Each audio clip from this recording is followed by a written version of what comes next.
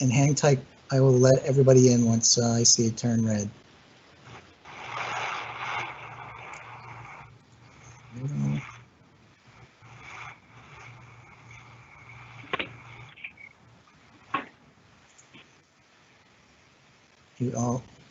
All microphones have been muted.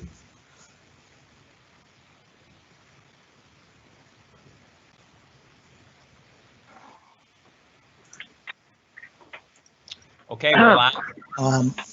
Commissioner Rodriguez and Commissioner Leonard will need to unmute their mics by hitting *6.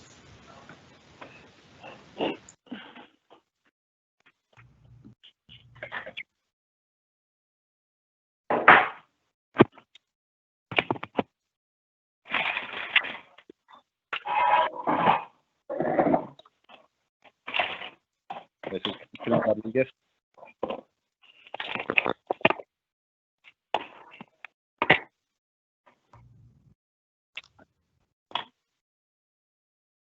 Can somebody give me a go when we're ready? Yeah, let's, Commissioner Rodriguez, you copy? Yes, I do. Yes, I do. Can you hear me? Yep, perfectly fine. Commissioner Leonard?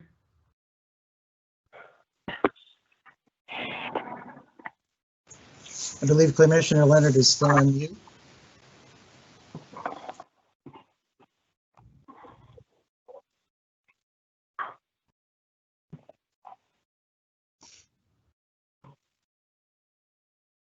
Commissioner Leonard, you're going to need to hit *6 on your telephone to unmute.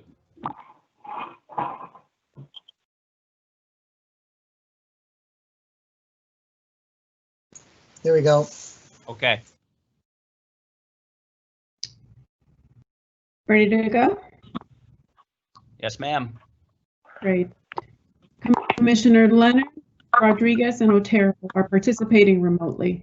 Welcome all. On behalf of Commissioners Leonard, Rodriguez, and myself, thank you residents and other members of the public for joining us for the Springfield Water and Sewer Commission's annual public hearing. Thank you to Josh Schimmel and our staff for all of the work they've put into this year's budget and presentation.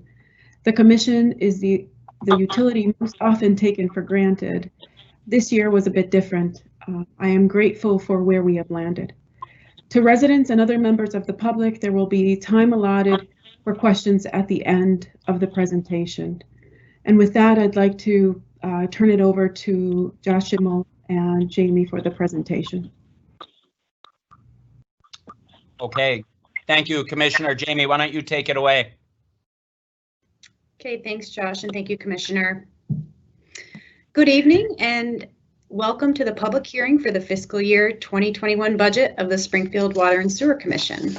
Next slide, please. My name is Jamie Bartak. I'm the Communications Manager here at the Commission. To get started this evening, I'm going to provide an overview of what we will be discussing, as well as a little information about the Commission for those of you who may not be familiar with us. We will also be hearing from our Executive Director, as well as several of our other directors that oversee various divisions at the Commission. Next slide, please. But first, a little housekeeping. Tonight, we'll be providing a presentation followed by time to submit questions or submit comments or ask questions. Even though this is not the most ideal format for a public hearing, we want to make the most of our time together. So during the presentation, we ask that all participants please mute their phones, computers, and devices. If you are participating on a computer or mobile device, you may type questions into the Q&A box found in the upper right-hand corner of your screen at any time during the presentation. Alternatively, if you wish to speak, please dial in from your phone using the call-in information provided on the slide. At the end of the presentation, a moderator will call on the last 4 digits of each telephone number to provide an orderly chance for each caller to speak if they wish. Questions and comments are being moderated and all will be addressed at the conclusion of the presentation. We ask that you include your name and address when you submit a comment or a question. We also have Spanish translation available. Vicky? Buenas tardes a todos. Mi nombre es Vicky Baez. Soy una de las supervisoras de fracturación aquí en la comisión. Los puedo ayudar a traducir cualquier comentario o preguntas enviados a través de la casilla de preguntas y respuestas o por teléfono. Si está utilizando una computadora o un dispositivo móvil, envíe su pregunta utilizando el cuadro de preguntas y respuestas. Si está utilizando un teléfono, espere hasta que llame a su número. Después de la presentación, presione estrella 6 para hablar. Todas las preguntas y comentarios serán dirigidos al final de la presentación. Gracias. Thank you, Vicki.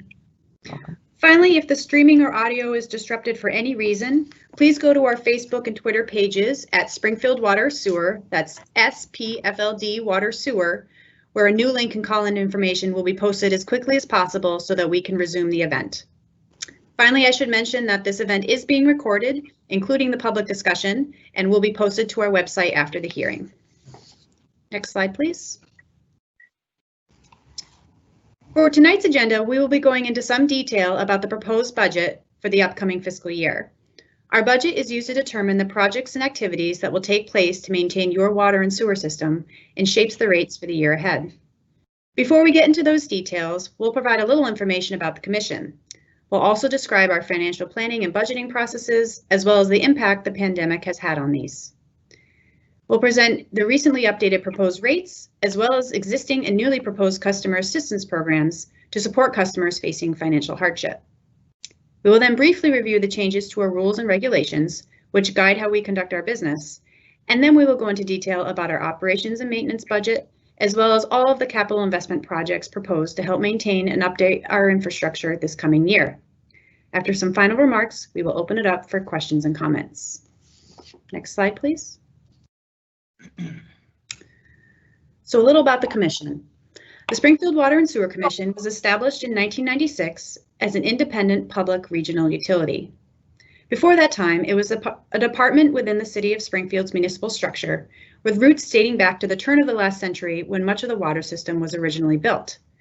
The Commission operates today pursuant to Chapter 40N of the Mass General Laws and with a 3-member board appointed by the City of Springfield's mayor. And you can see a picture of our current commissioners here on this slide.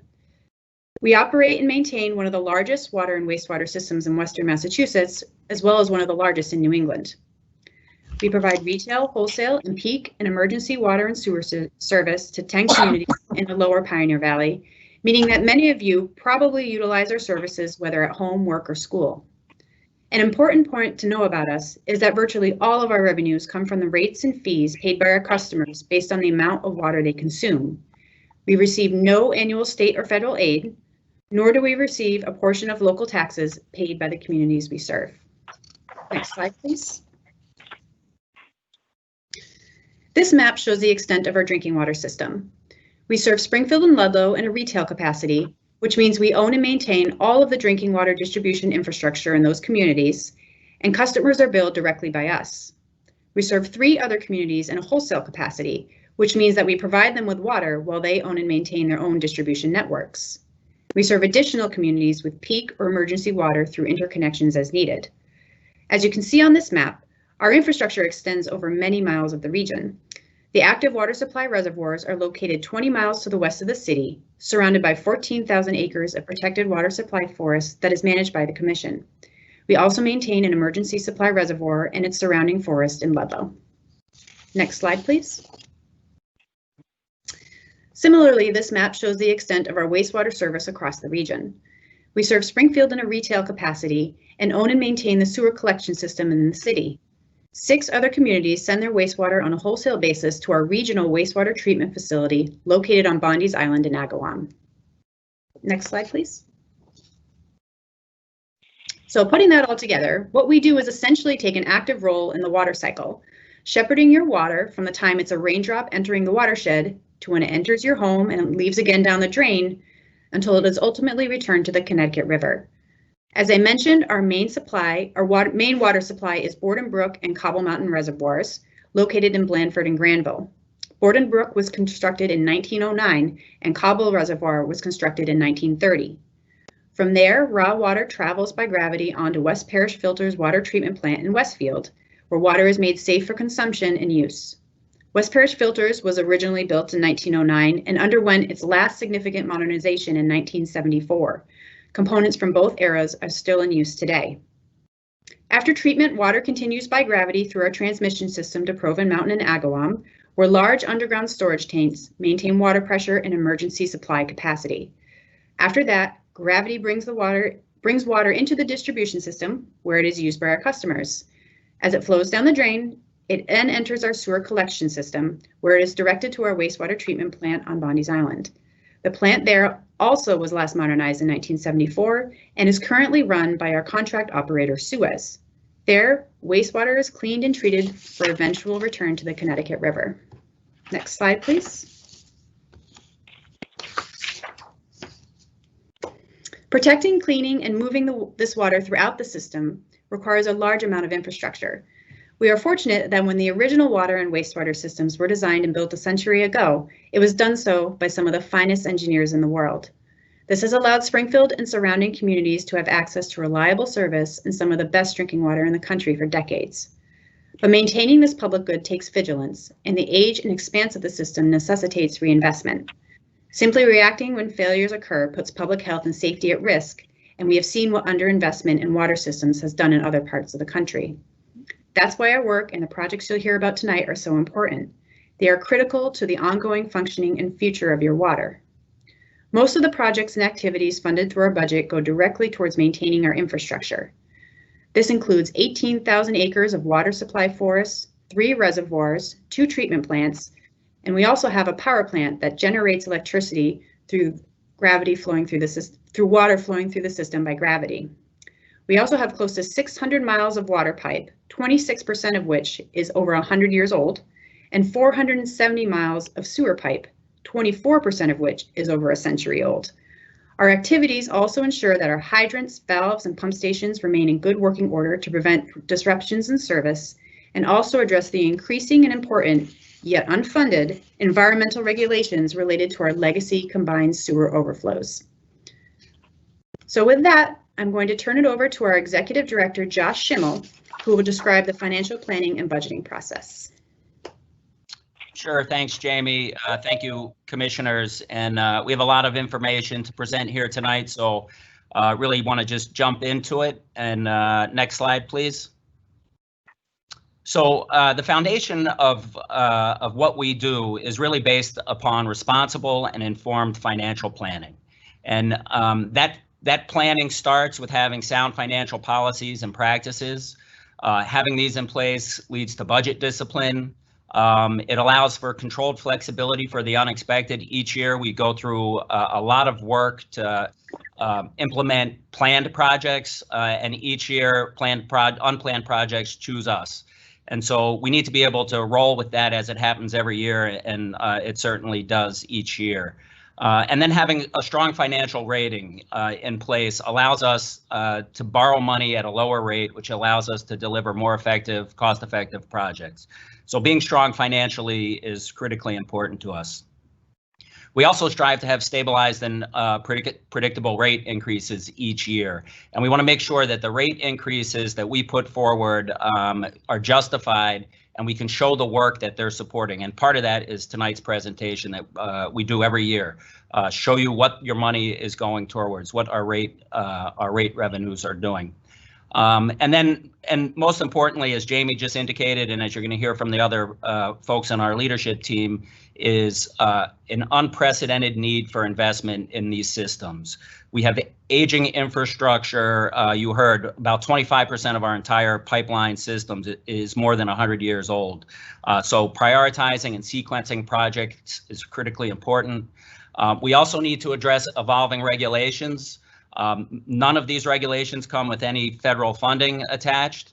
And then we have new challenges each year that financial planning needs to account for. Climate change as one, and cybersecurity is another emerging concern that has a price tag associated with it. Next slide, please. So our budgeting process is actually really a 6-month-long process. And that process really starts in January and ends up at this time of year when we do our budget presentation and ultimately our vote. So from an understanding of system needs, we're able to prioritize our projects and programs utilizing asset management and the principles of asset management. And we do this as the first step in developing our projected spending. So we forecast the work that needs to be done. We look at it on a farther out horizon than just the 1, 2, 3, and 5 year, because it's important for us to understand what the horizon looks like and how we're going to juggle projects and what they mean to future regulations, et cetera. And then we need to identify what our current debt service is and then what those projects will bring for projected debt service. The second element, of course, is forecasting our annual revenues. And that is how we ultimately end up at establishing a rate increase. And it's going to play a role later in this presentation as we originally put out a 16.9% rate increase. And that really had to do with how we forecast annual revenue. And that is based upon usage and trends in usage. And we'll talk about that a little bit more. The third element is identifying the gaps to meet our financial policies and goals. We need to make sure we have the correct debt service coverage ratios as part of our policies. And then we need to make sure we have enough adequate cash on hand and cash reserves to operate. And then lastly, when we roll all of those up, we look at how do we adjust and reevaluate the rate system, which is what we've done here in the past 2 months with some new information from when we first published this. Next slide, please. So another element that's critically important is funding sources. And I think one of the most important things to note is what our funding sources do not include. So we receive no local taxes, and we also receive no regularly scheduled state and federal funding. So just to be clear, 95+% of our operating budget and revenues comes from what we bill. So revenue from retail and wholesale customers is what funds the work that we do. Now we have other tools that we utilize to help us with that. We use the state revolving fund through the Massachusetts Department of Environmental Protection in partnership with the U.S. Environmental Protection Agency, and that allows us to get low interest loans. But these are indeed loans that need to be paid back, and they affect our debt service, and they affect ultimately our financial ratings with the rating agencies. So we do receive some debt forgiveness because Springfield is a disadvantaged community and considered to be an environmental justice community. So on some of these loans, we receive debt forgiveness in the form of a grant. But these grants and loans are competitive in nature. They have limited availability, and they have fiscal limits as well. Not all projects are funded in their entirety, and so we end up having to have multiple sources to fund certain projects.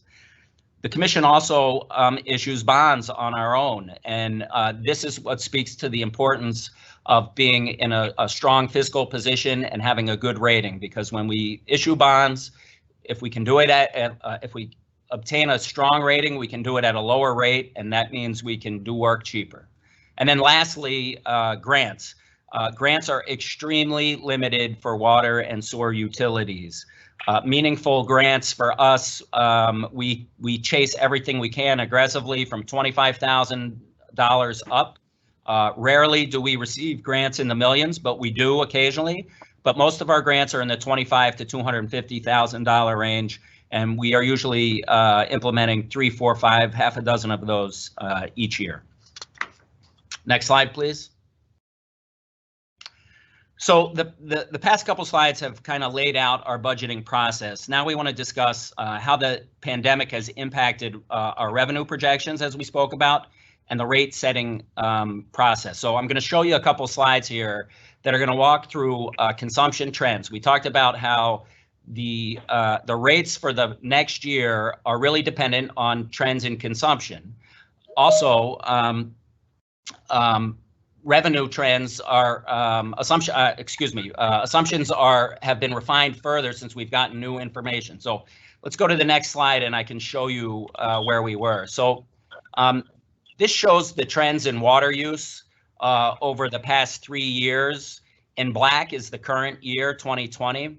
And as we put the finishing touches on our budget for 2021 fiscal year and the rates that support that, the bottom was dropping out. And you can see in black here, towards the middle to end of April, our consumption dropped completely, 15 to 20%.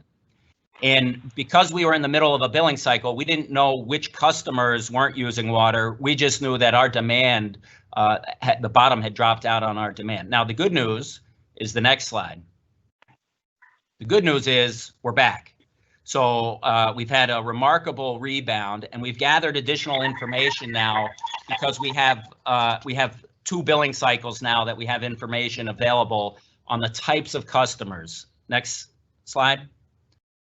So understanding which customers use how much water is really important to us. And I think it needs to be talked about a little bit here. So 62% of our use comes from residential customers.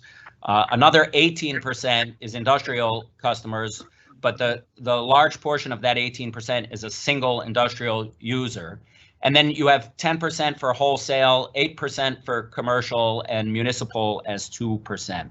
And so those elements of who is utilizing water in conjunction with billing data allows us to make revised and newly informed decisions about the rate process. Next slide, please. So some other considerations as part of kind of balancing out where we are with new information when the budget was released back on May 1st to where we are now is unpaid bills over 60 days. So from March to April, we saw a 32% increase in receivables over 60 days from the 3-year average. So that's a pretty big jump. That is not a typical item that we see in our year-to-year budgeting process. And so we need to keep an eye on that because that number is going to impact cash flow to the commission in the current fiscal year and into the next fiscal year. So what does this mean for rates? Well, next slide, please. So as I said, based upon the billing and consumption data and the use of the stabilization fund, which we're now requesting, we've been able to drive the rates down to 9.5% from 16.9%. Okay, and so the reason this has happened is because the consumption and billing data has indicated that we're rebounding in usage. We have better information to the customers that weren't using water during the month of April and into May. And now that we're into June, we're seeing we're back to basically a 3-year average for usage. And so this has allowed us to go back to change what we projected for usage and revenue that's going to be generated. In addition to these changes, though, I do want to speak a little bit about some of the customer assistance programs that we have in place for those customers that are facing financial hardship. Next slide, please. So back in March, the commission voted to eliminate late fees and shutoffs until June, and we've just extended that now to August. We've also allowed for more generous terms to payment agreements, and that's going to run till August 1st. Additionally, the commission voted last month to increase the discount for seniors, disabled, and legally blind customers. So these are elements that are in place now to help those folks that are having fiscal challenges. Next slide. Additionally, as part of the budget that's been proposed, included in the rate increase, is a one-time annual credit of $125 to assist households experiencing financial hardship. This is going to be a program similar to a LIHEAP or fuel assistance program. It would be a first come, first serve program until it's expended each year. And it would be for residential customers, single family homes, owner occupied. And it would be based on income eligibility, similar to those programs I just talked about. So we expect to be able to help out 4,500 households with this $125 credit. So just another tool that the commission has set up to help those customers of ours that are facing hardship. So next slide, please. Another component of our budgeting process is changes and updates to our rules and regulations. So each year, we review our rules and regulations and make updates as necessary. Again, these are available on our website to go through in detail. I think the one that affects most people, again, is the increase from $33 to $75 for our discount for disabled, blind, and seniors. And you can look at in more detail on the website about other changes within the rules and regulations. So I'm going to hand it over to Tony Basile to go into detail about the operating budget. And Tony, why don't you take it away? Thanks, Josh. I am Tony Basile. I'm the comptroller with the commission. First, before I get into the slides, I'd like to say that the commission operates its finances as an enterprise fund, which means that it is designed to be self-supporting. The revenues that are generated by the rates for providing water and sewer services are the primary source of revenue that is used to operate and maintain the system and provide for capital improvements. As Josh indicated earlier, typically 95% of revenues comes from retail and wholesale customers. If we go to the first slide, you can see the estimate we're looking for next year is $91.5 million. The revenue from retail water and sewer rates generates 76% of the overall revenue. This is the revenue that is derived from the residential, commercial, industrial, and municipal customers in the city of Springfield and Ludlow. 17% of the revenue is generated from the regional water and sewer customers on a contract basis. We provide both water and sewer services to the communities of Agawam, Long Meadow, East Long Meadow, and additionally under contract, the commission provides sewer services for the communities of Ludlow, West Springfield, and Wilbraham. 3% of the commission's revenue is anticipated from power generation. The commission owns and operates a hydro power plant in the town of Granville that facilitates power sales into the ISO New England market. The commission also has revenue from other sources such as interest income and miscellaneous sources that make up 2% of the overall revenue. In FY21, next year, the commission is proposing for the first time to supplement its revenue by drawing down $1.8 million from its stabilization fund to minimize the increase to rates. This will require a separate vote from the Board of Commissioners. Next slide. Expenditure, budget, and uses. The annual revenue seen on the last slide needs to support the O&M budget plus debt service as well as capital spending directly from revenue, plus any additional reserve requirements. Payroll and fringe benefits account for 27% of the budget. There are 225 employees that are spaced throughout 6 locations of the organization that carry out the necessary functions to provide water and sewer services. Purchase services accounts for 31% of the budget. It includes service contracts to operate the wastewater treatment plant. A new 20-year contract to operate the treatment plant begins October 1st, 2020. 21% of the annual spending is for debt service to pay scheduled principal and interest payments on outstanding loans and bond issues. In addition, 4% of the budget is dedicated for supplies and materials, which includes the cost of chemicals necessary to treat water from Cobble Mountain down to our customers. The annual amount of new capital spending directly from revenue accounts for 12% of spending, or $11.2 million of the budget. This includes costs such as meters and hydrant replacements, main replacements, and repair and maintenance of the commission's infrastructure. You will hear more about these projects later in the presentation. We are required to add $2.3 million to covenant reserves. This is a formula-based calculation that is in accordance to the Commission's bond resolution. And lastly, we have classified another category in the amount of $1.7 million. That includes property tax payments to towns where we own land, property and liability insurance, and capital outlay for equipment and other small purchases. Next slide. This chart shows the same $91.5 million in spending, but is allocated across division. This shows where in our system we are spending money. The combined administration and engineering accounts for 18% of our spending.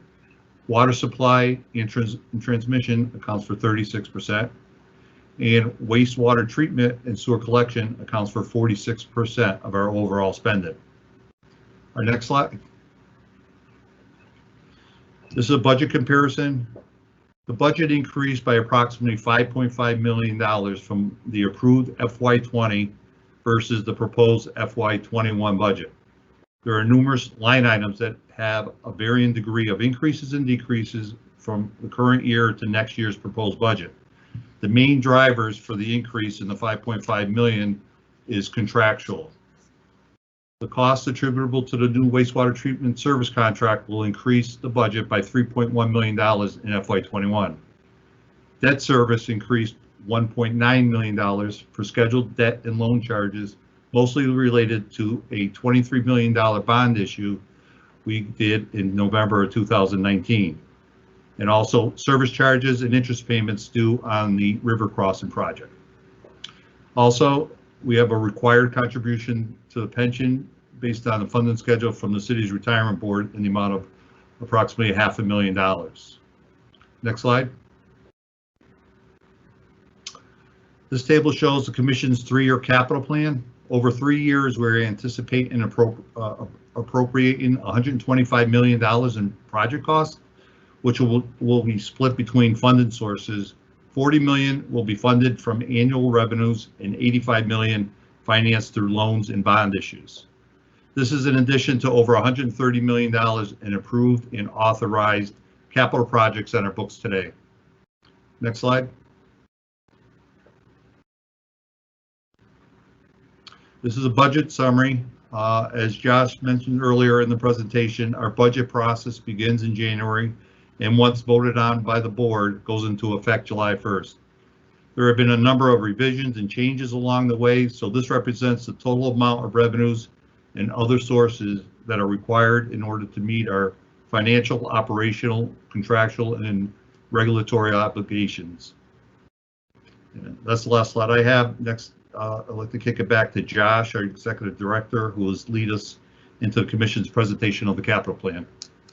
Sure. Thanks, Tony. I think it's really important for folks to understand as we go into the capital portion and explaining the projects that are going to be undertaken in the following year, that our projects are and investments are prioritized based upon sound understanding of the condition of our infrastructure. And when you have 1,000 miles of pipe and all the infrastructure that Jamie previously spoke about, it's extremely hard to predict where the next failure is going to be. But we do everything we can to responsibly balance reinvestment, renewal, and repair, and squeeze everything we can out of all of our infrastructure.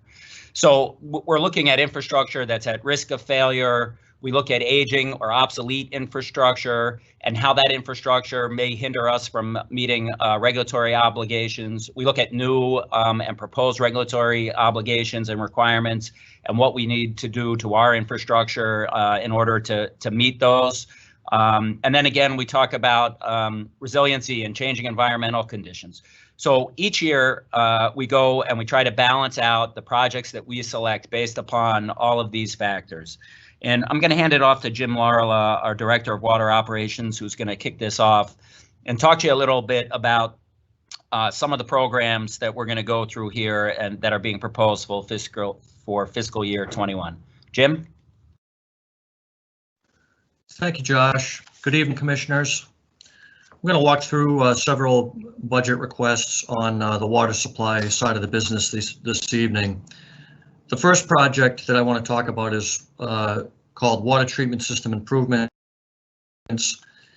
A budget appropriation of $200,000. This is a capital line item that's used for unanticipated repairs at the treatment plant. So unexpected equipment failures of actuators, valves, the need for automation improvements, things like that during the course of the year. We would use this funding to accomplish those things. The next budget request on the water supply side is West Parish Filters Lagoon Cleaning Design and Engineering. It's a budget appropriation request of $206,000. It's a planned project. The The residuals from the backwash process collect in a series of lagoons at West Parish Filters. The Environmental Protection Agency regulates the allowable discharge of contaminants such as turbidity from these lagoons. Our recent optimization of coagulant use has resulted in solids accumulation in the lagoons and will require removal in the next year or so. This money will allow the beginning of design and engineering for the removal of those solids. The next project at West Parish Filters is a temporary clear well cover design and construction project, a budget appropriation request of $80,000. The Department of Environmental Protection has required the installation of a temporary membrane cover over the clear well because of leaks in the clear well that pose a risk to water quality. The existing clear well was built in 1925, originally as a slow sand filter. In 1975, it was converted to use as a clear well. This makes the structure over 95 years old. This temporary cover is intended to protect the quality of the water we provide to our customers until such time that we are able to construct a new clear well at West Parish.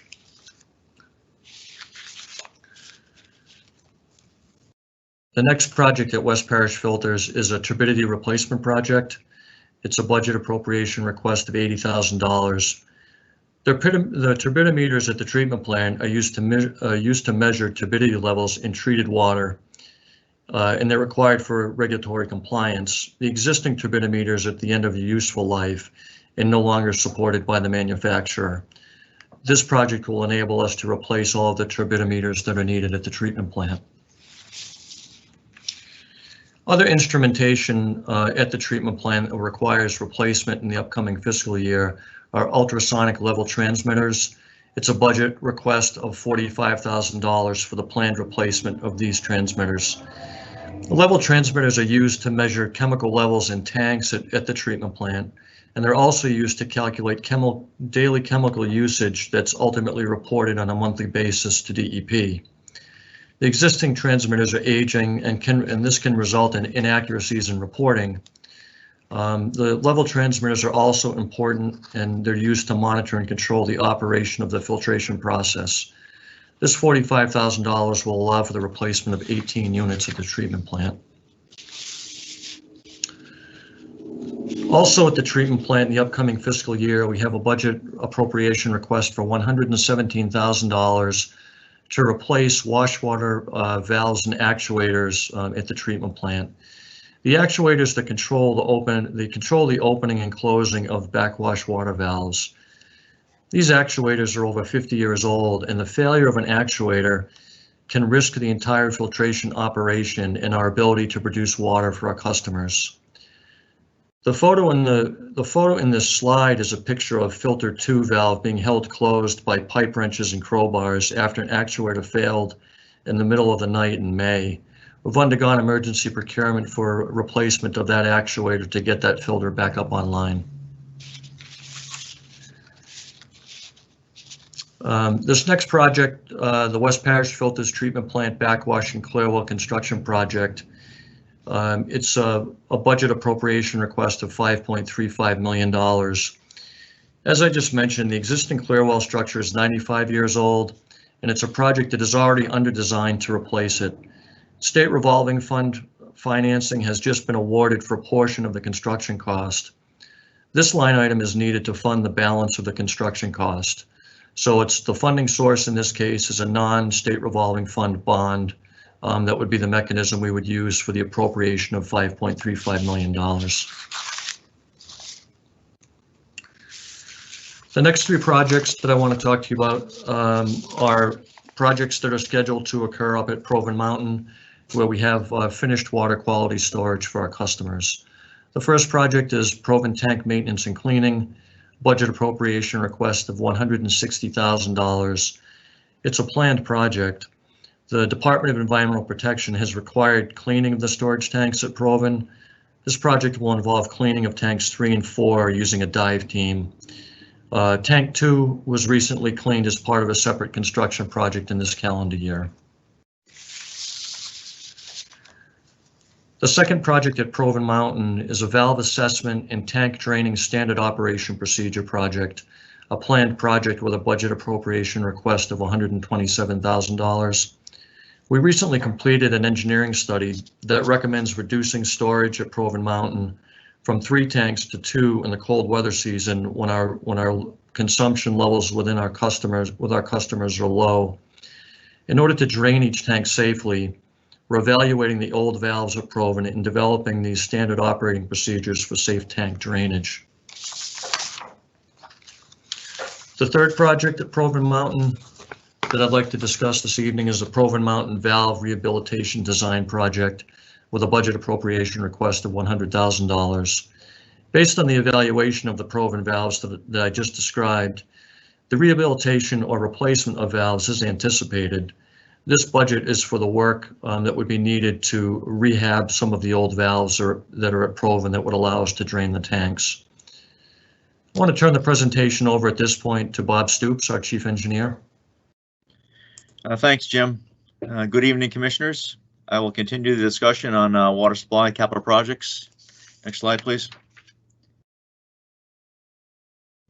The first project relates to our dam maintenance at various locations. The Commission owns and operates 10 regulated dams. These dams range in age from about 90 years to 110 years. We have a appropriation for FY21 of $53,000.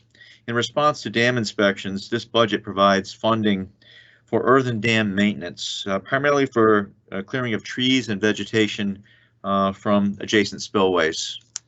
Next. The next project involves the intake dam rehab. This is a circa 1909 concrete dam. It directs flow from the Little River downstream of Cobble Reservoir to the West Parish filters for treatment. We have a budget appropriation of $20,000 in FY21. This budget serves to establish baseline survey for the monitoring the condition of the dam for the long term. The next project involves the treatment system assessment and design at West Parish filters. It's a budget appropriation request of $100,000. This budget provides funding for engineering support for repair projects that arise and to help with the maintenance of operations of facilities at West Parish filters.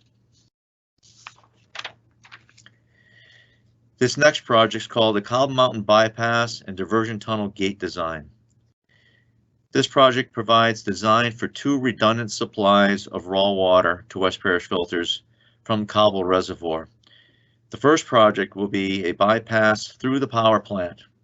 This will allow for water flow in the event the power plant is offline for any reason whatsoever. The second project involves a design for the circa 1928 diversion gates. These are low-level outlets through the dam. This design will provide for anti-icing mechanisms that will allow for the use of the diversion gates in the winter, which they can't be used right now. This design is for $255,000. The next project is the Cobble Mountain Bypass and Diversion Gate construction project. This follows up the previous project just mentioned. As discussed in the previous slide, this project provides raw water supply redundancy from Cobble Mountain Reservoir down to West Parish filters, even during icing conditions. The estimate for both construction projects is approximately $4.5 million in the FY21 budget. This next project called the 42-inch raw water conduit repair. This project involves a 1960s pre-stressed cylinder pipe.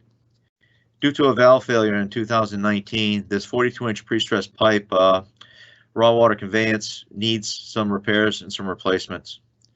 This portion of the project, this $200,000 appropriation, is primarily for the field investigations and preliminary design.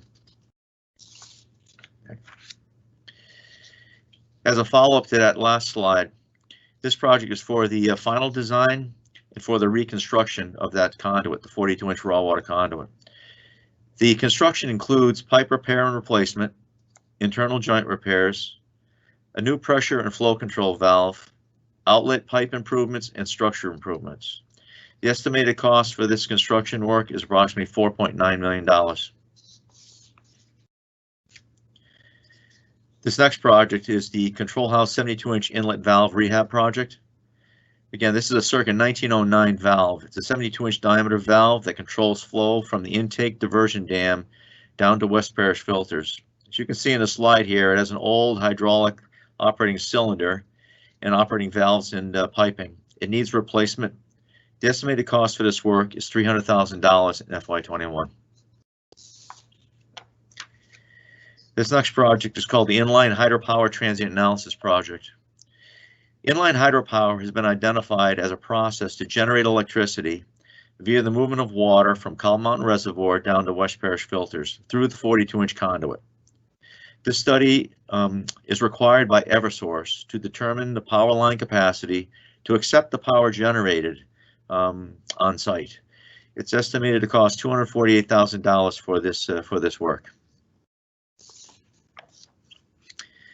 Pending results of the transient analysis, this project here is for the design of the hydropower off of the 42-inch conduit.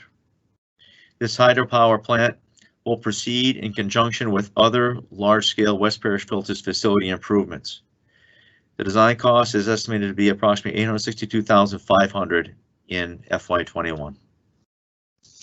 I'd like to talk briefly about the power plant that was discussed earlier. The Commission owns and maintains a hydropower plant. The existing station is over 90 years old and is in need of annual maintenance in order to provide reliable power and a source water to West Parish filters.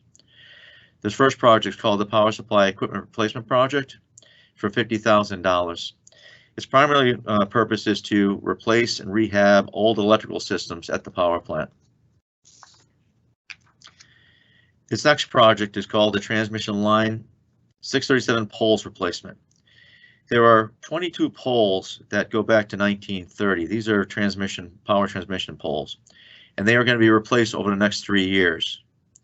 The first project for fiscal year 21 will replace 6 poles for a cost of approximately $300,000. The last project at the power station is called the Drain Line Replacement Design. The Commission owns about a half a mile of cast iron main. Goes back to 1928. This pipe delivers treated stormwater runoff and cooling water to downstream of the intake dam. The pipe needs to be cleaned, CCTV inspected, and evaluated for long-term repairs and replacements. Now I'd like to turn the presentation over to Dan Dorenzo. He's our Director of Field Services to discuss distribution and collection system capital improvements. Thank you. Thanks, Bob. Good evening, Commissioners and everyone else on the call. As Bob said, my name is Dan Dorenzo. I am the Director of Field Services. Field Services works out of the Joseph J. Supernova Operations Center at 71 Colton Street near Mason Square.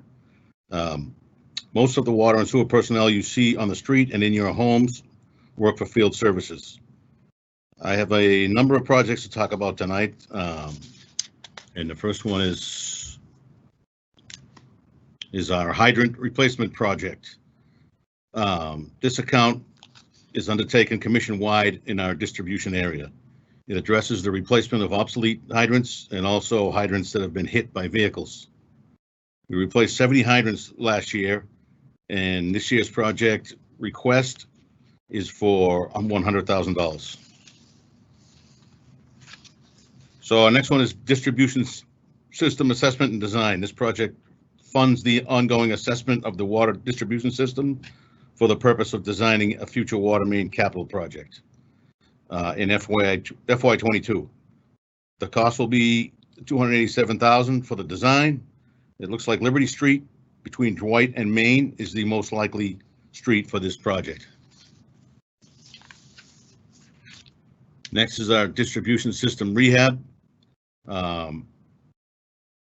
project. This is an ongoing project and is for the repair of all water main breaks and any pipe replacement projects undertaken by in-house commission personnel. Last year, we replaced approximately 5,000 feet of water main and repaired 40 water main breaks. We have requested funding for this account for $400,000 this year. Next is our transmission system rehab. It's an ongoing active account used for any repairs of the transmission system Transmission mains are pipe, which is 16 inches in diameter, 16 inches and larger in diameter. These repairs are usually water main leaks or valve replacements. We have requested funding for $100,000 for this year. Next is the meter replacement project. It's an active, ongoing project used for the cyclical replacement of water meters to keep them all up to current standards and specifications. This is extremely important because of the need for accuracy with all meters. We replaced 3,200 meters in the system last year, and we have requested funding for the project for $650,000 this year. The next project is commission vehicles. This project allows the commission to replace vehicles on a timely basis that have reached the end of their useful and cost-effective life. We are requesting $100,000 this year. Next, we have building and structure improvements. This funds any work needed to improve or upgrade any commission facility as the need arises. Our operations center is 107 years old, so repairs are needed for it and other commission buildings from time to time. We have requested $150,000 in funding this year. So our next one is rolling stock, what we call rolling stock. It's used to replace any commission construction equipment on an as-needed basis, which has moved beyond its useful life because of age and the cost of repairs. This year, we are requesting $315,000. The next one is the collection system design. So this project provides for final design for an FY22 sewer collection construction project. It will likely take place on Sunrise Terrace, or through St. Michael's Cemetery and or the North Branch Sewer. Request for this final design is $300,000. Next, we have wastewater collection sewer rehab 2021 construction season. So this project carries $1 million for various sewer construction projects throughout the city. Some of the streets where segments of pipe may be replaced are Fort Pleasant Ave, Grayson Drive, and Wilbraham Road.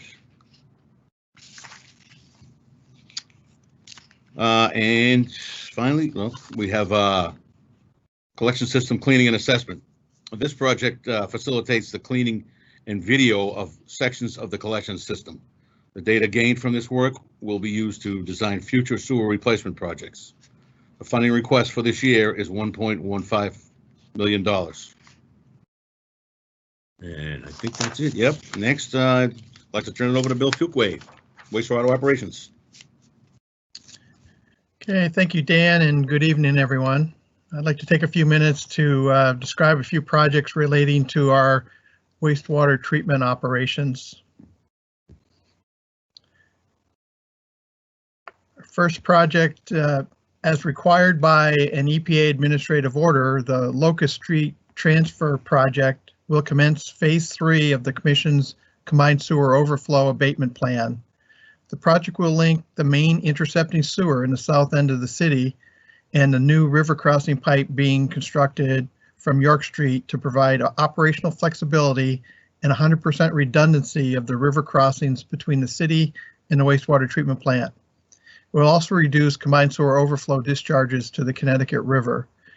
This $1.2 million preliminary design project is for a future $22 million construction project planned for fiscal year 22.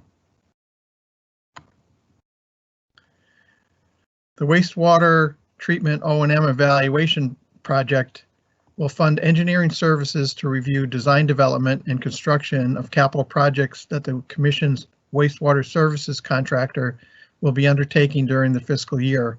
These projects will enhance performance of older, less efficient equipment at the wastewater treatment plant.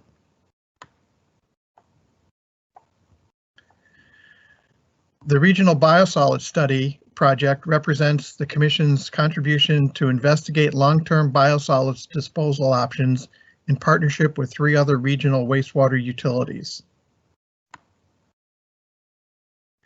And finally, the wastewater reporting and regulatory compliance account is a reoccurring fund that supports the Commission's efforts to maintain year-to-year regulatory compliance and respond to developments relating to EPA's long-delayed renewal of the Commission's wastewater discharge permit. And with that, I'll turn the program over to James Richardson, our Director of Information Technology. Thank you, Bill. Good evening, commissioners and attendees. As Bill said, I'm James Richardson, Director of Information Technology. First slide I'd like to talk about is the SCADA Data Center Rebuild Project. This is a new project. The servers, storage, operating systems, and network devices that support the SCADA systems have all reached end of life and support. Springfield Water and Sewer Commission's IT has proposed a redesign of the environment leveraging virtualization, SAN storage, and current networking technologies. We'll be building the environment at the treatment plant and a redundant environment at another Commission location to introduce fault tolerance into the system. All software, systems, and services will be current, supported, high-performing, and highly available to water operations.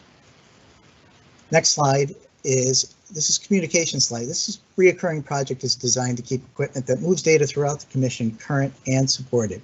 The switches, routers, firewalls, etc. need to be supported by the manufacturer and are rotated out as they reach end of life and support. We can no longer get vulnerability patches or security updates for them.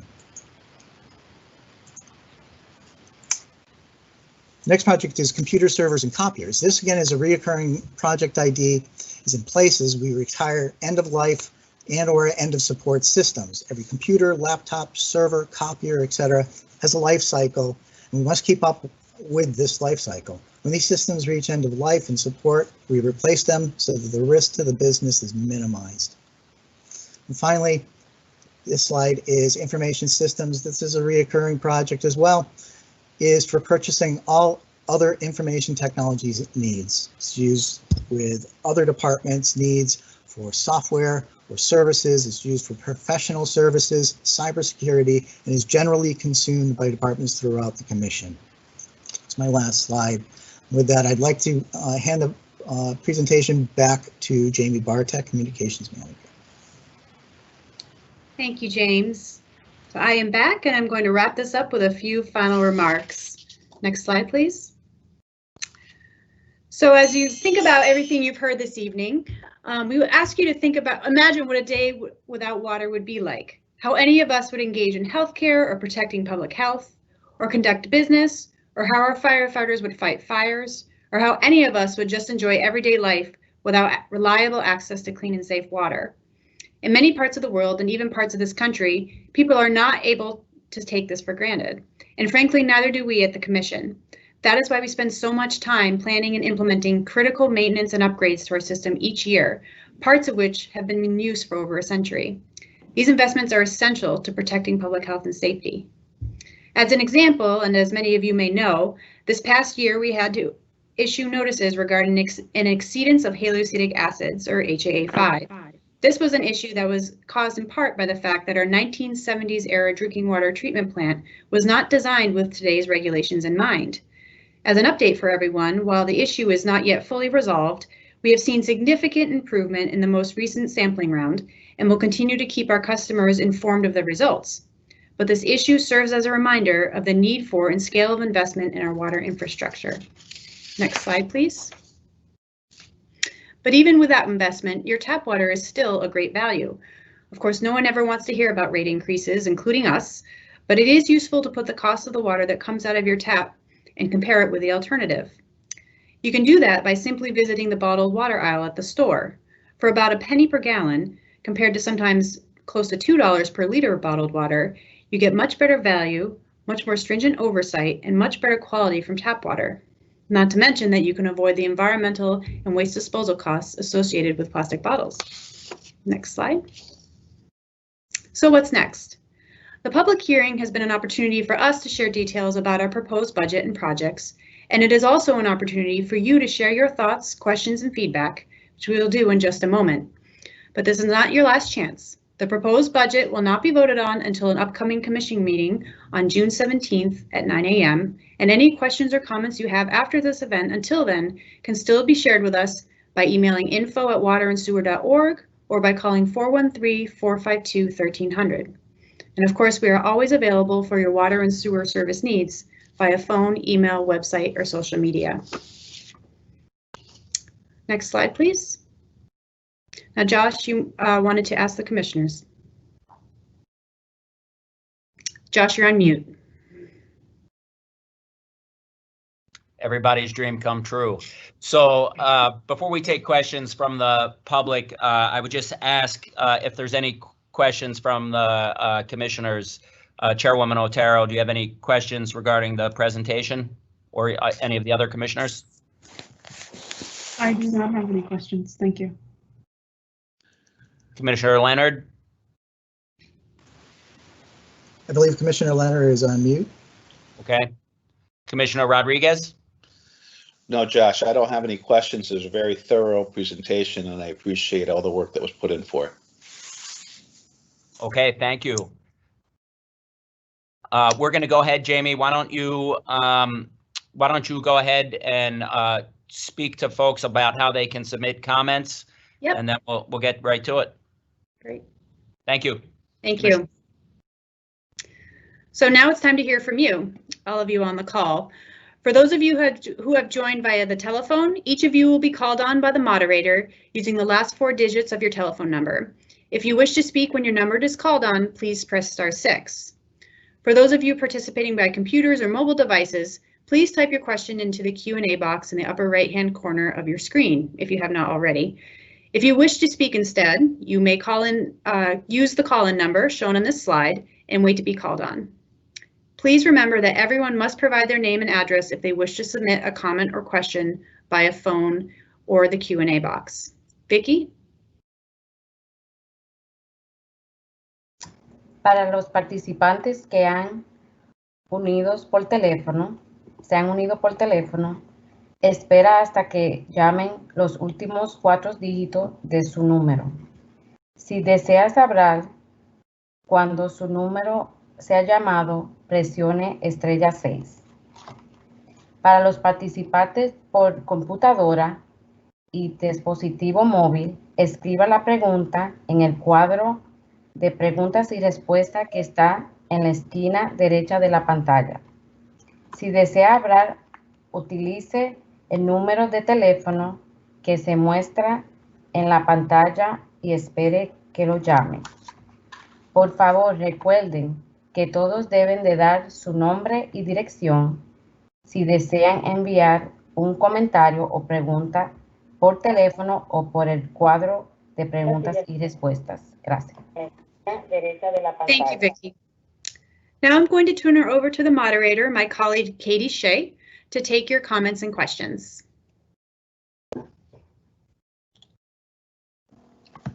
Thank you, Jamie. So our first telephone question comes from phone number ending in 9511. If you would like to speak, you can hit *6 now and ask your question or share your comment. That's 9511. Hi. My name is Miriam Quiles. I'm a resident of 281-283 Chapin Terrace in Springfield, Mass. I'm a resident of 2 family. I pay my water bill on time. I'm enrolling on a water and sewer line protection line. And I think it's unfair that we, the resident, have to pay more. We have to pay more due of the losses of businesses and school. My suggestion would be that they should pay more their bill instead of us covering for everyone. I mean, I think it's very unfair for us residents, especially me, that I'm a single woman with 1 salary. I don't think it's fair for us to pay this amount of money. That's my thoughts. I mean, if there was a loss with business and school, then increase their bill, not the residents. Okay, thank you, ma'am. we can address that in a number of ways. I think, in the water business and the wastewater business, rate structure is universally developed so that the appropriate charges are charged to the appropriate customer class. So the residential billing follows certain guidelines and tendencies similarly across the country. And so each year we look at how our rate structure is developed for each of our customer classes. And based upon that, the rates are set. And so I think we're operating within the norm. I'm not sure if you had a question regarding the insurance program for your service. That is something that we do not provide. That is a private insurance program. Did you have a question about that as well? No, I don't have a question, but I'm saying I'm trying to do my best to cover, to have a protection in case anything happens with this. So I just feel that it's not fair that we or I have to pay for losses of businesses and schools, which is what it's mentioned here. So, ma'am, I think we could probably, this is a different subject in the proposed rate and budget. And I think if you contact us through the numbers that are available, we could talk to you a little bit offline about those insurance programs. Okay? No, I have no problem with the insurance program. I have no problem with that. I'm just not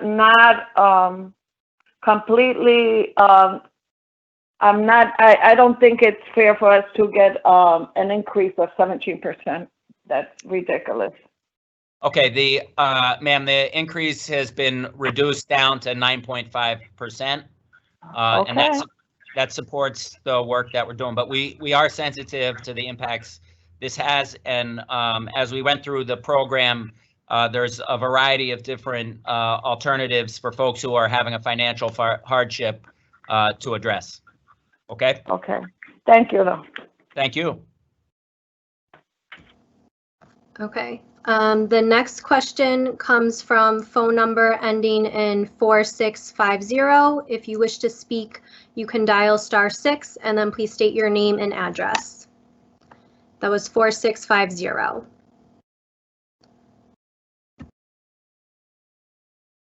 Hi, this is Tim Allen. I live at 141 Newton Road in Springfield. I'm also on the Springfield City Council, and we've met with you a couple times. I have 7 questions. I don't want to dominate this, so I'll try to pick the top couple. The first one is, I saw a $15 million grant that you received in an infrastructure bill from the state. Could you explain that grant and how that impacts this year's budget and request? Was that for a specific project or something? Sure. Welcome, Counselor. Appreciate the comments. Unfortunately, that is not a grant. It's a $15 million loan, which only covers a portion of the project. So earlier in the presentation, we spoke about the elements that we fund projects with. So this is an SRF project where we get a low interest loan for a portion of an approximately $25 million project that was discussed in that capital section. So it's beneficial to us to get a low interest loan because the SRF loans are lower than market rate, and they come with some strings attached as well. So the reality is that even though we got a $15 million low interest loan, the way that those loans are finalized and implemented, it will have no impact on the fiscal year 21 budget because they don't finalize the loan until you're halfway through the project, which will be likely in fiscal year 22. So the announcement of the $15 million loan, and again, those are competitive loans, so not everybody gets those loans. Many people get left off that list. So we ranked high enough to be eligible. $15 million is the maximum amount given out for water projects. So we received the max amount, which is a good thing.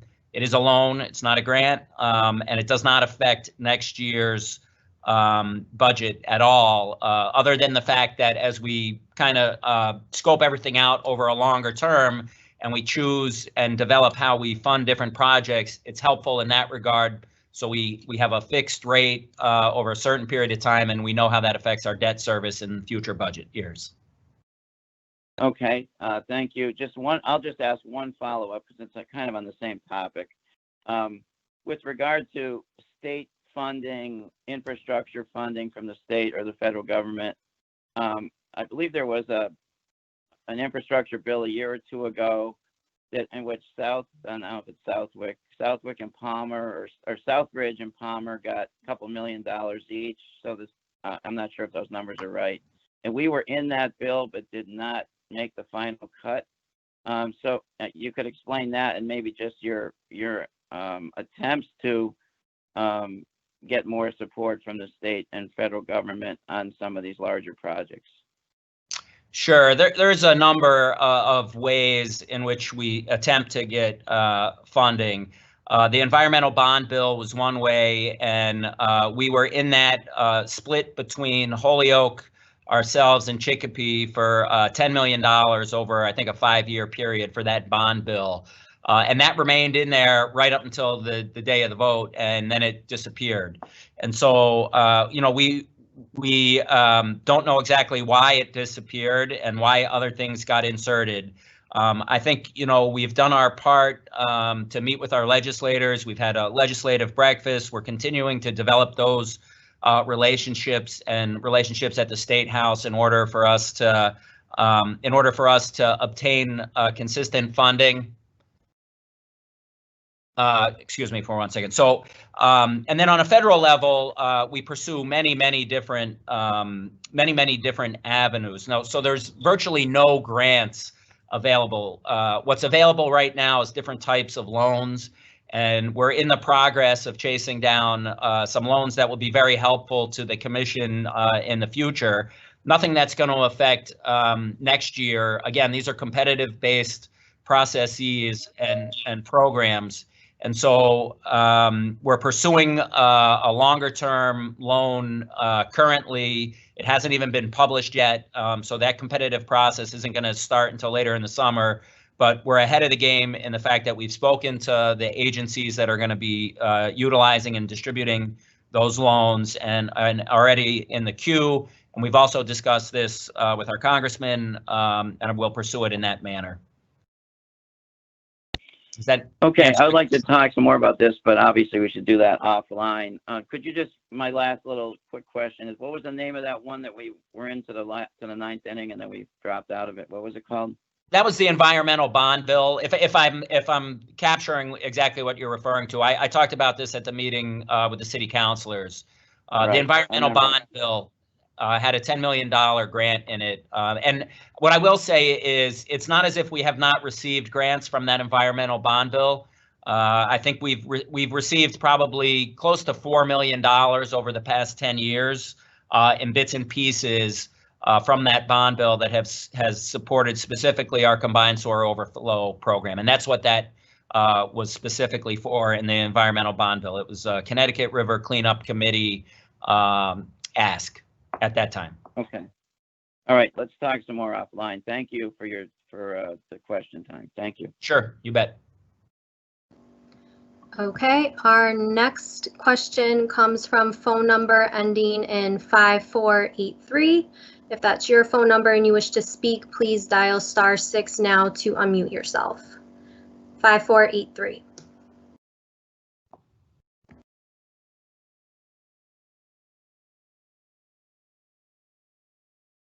Hello. You're there. Hi, my name is Kevin Fay, and I'm a resident. I live at 44 Tanglewood Drive. And I'm in agreement with the first lady who spoke, but I've got some more specific concerns, I guess. One is to come in with a 16% rate increase while as many people who are out of work as they are, just seems to me to be completely out of touch with what's happening right now.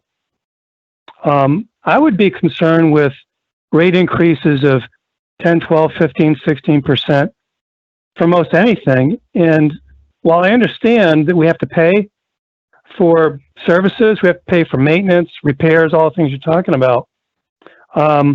It just seems to me to be a lack of long-term planning and just expecting the residents to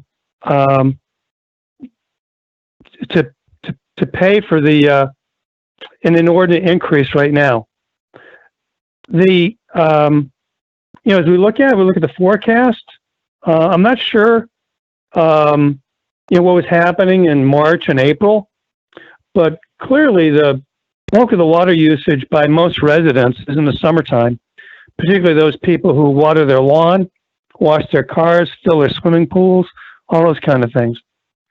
This year, more than ever, with people not being able to travel, I don't know of any reason why we wouldn't expect to see increase in residential usage of at least 5% or not more, especially with people not working, using the bathrooms more during the day. So I think your forecast for the summer months is flawed. And I can further support it by the fact that you had another forecast just a month or so ago, and that's already proven to be inaccurate. So, I think that my concerns probably reflect those of the vast majority of the residents of the city. And if you wonder, you might want to call some of them and to see how many folks are happy with a 16% increase or even happy with it being reduced to 9%. I think most people are accustomed to seeing rate increases of 2, 3, 4, 5% for most things. In any organization that comes in out of the blue with double-digit rate increases is probably going to be held to explain a little bit further as to why that has to happen all of a sudden. I guess the last part of it is, as I listen to the projects and the maintenance and the upgrade, I hear a lot about really, really old infrastructure. And I understand that your commission hasn't been around for 100 years. But it just seems like there's a disproportionate amount of maintenance that's now being considered to be done that probably should have been done or planned more thoroughly in past years.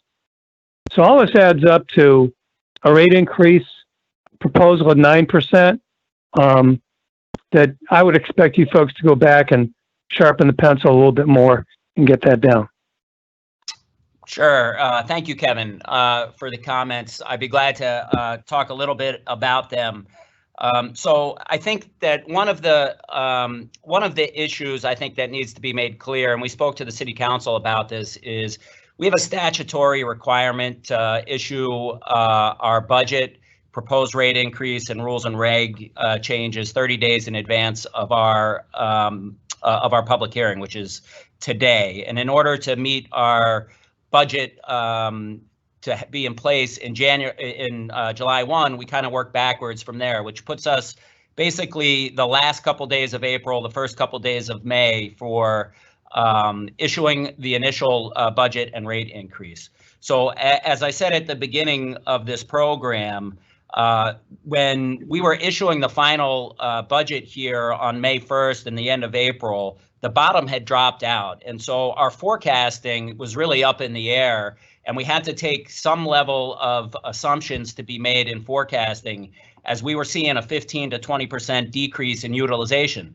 But the difference is at that point in time, we didn't know which customer classes were and were not using water because we hadn't done the April billing. It was the very end of April, and we didn't bill until the 2nd of May. So when we were kind of flying blind, and what is typically a very stable process for us in terms of predicting how much revenue we're going to have in the current fiscal year and what the trends are moving into the next year, that's typically a very stable process for us.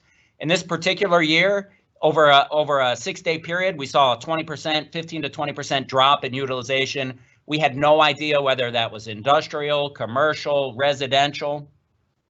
So we had to make assumptions, and we made those assumptions and issued the budget because we had a statutory requirement. As we got the April information from billing to us in June, we were able to really do some analysis of those bills and see which customer classes were using what types of water and who, more importantly, who wasn't using water. And what we found was we had a single industrial user, one of our largest users, that had shut down. And so in conversations with them, we now knew that we had seen the worst of it, and they're back up and going, which I think is mostly the what you saw on those graphs of the sharp rebound has to do with that. But we also saw what we had predicted for our forecasting was an increase in residential use, like you had said. But what we actually saw was a 5% decrease in residential use. And that, in all likelihood, was due in part to a very cold and wet April. And that has the ability to sway our revenue stream, usually 1 to 3%. 5% is a little more than we expected. And so what we've seen now is it's been hot, warm, and dry during the course of May. And you see this fantastic rebound that we're experiencing. So I think that speaks to the intent and the statutory requirement to issue the budget and the rate increase in that first day of May, essentially.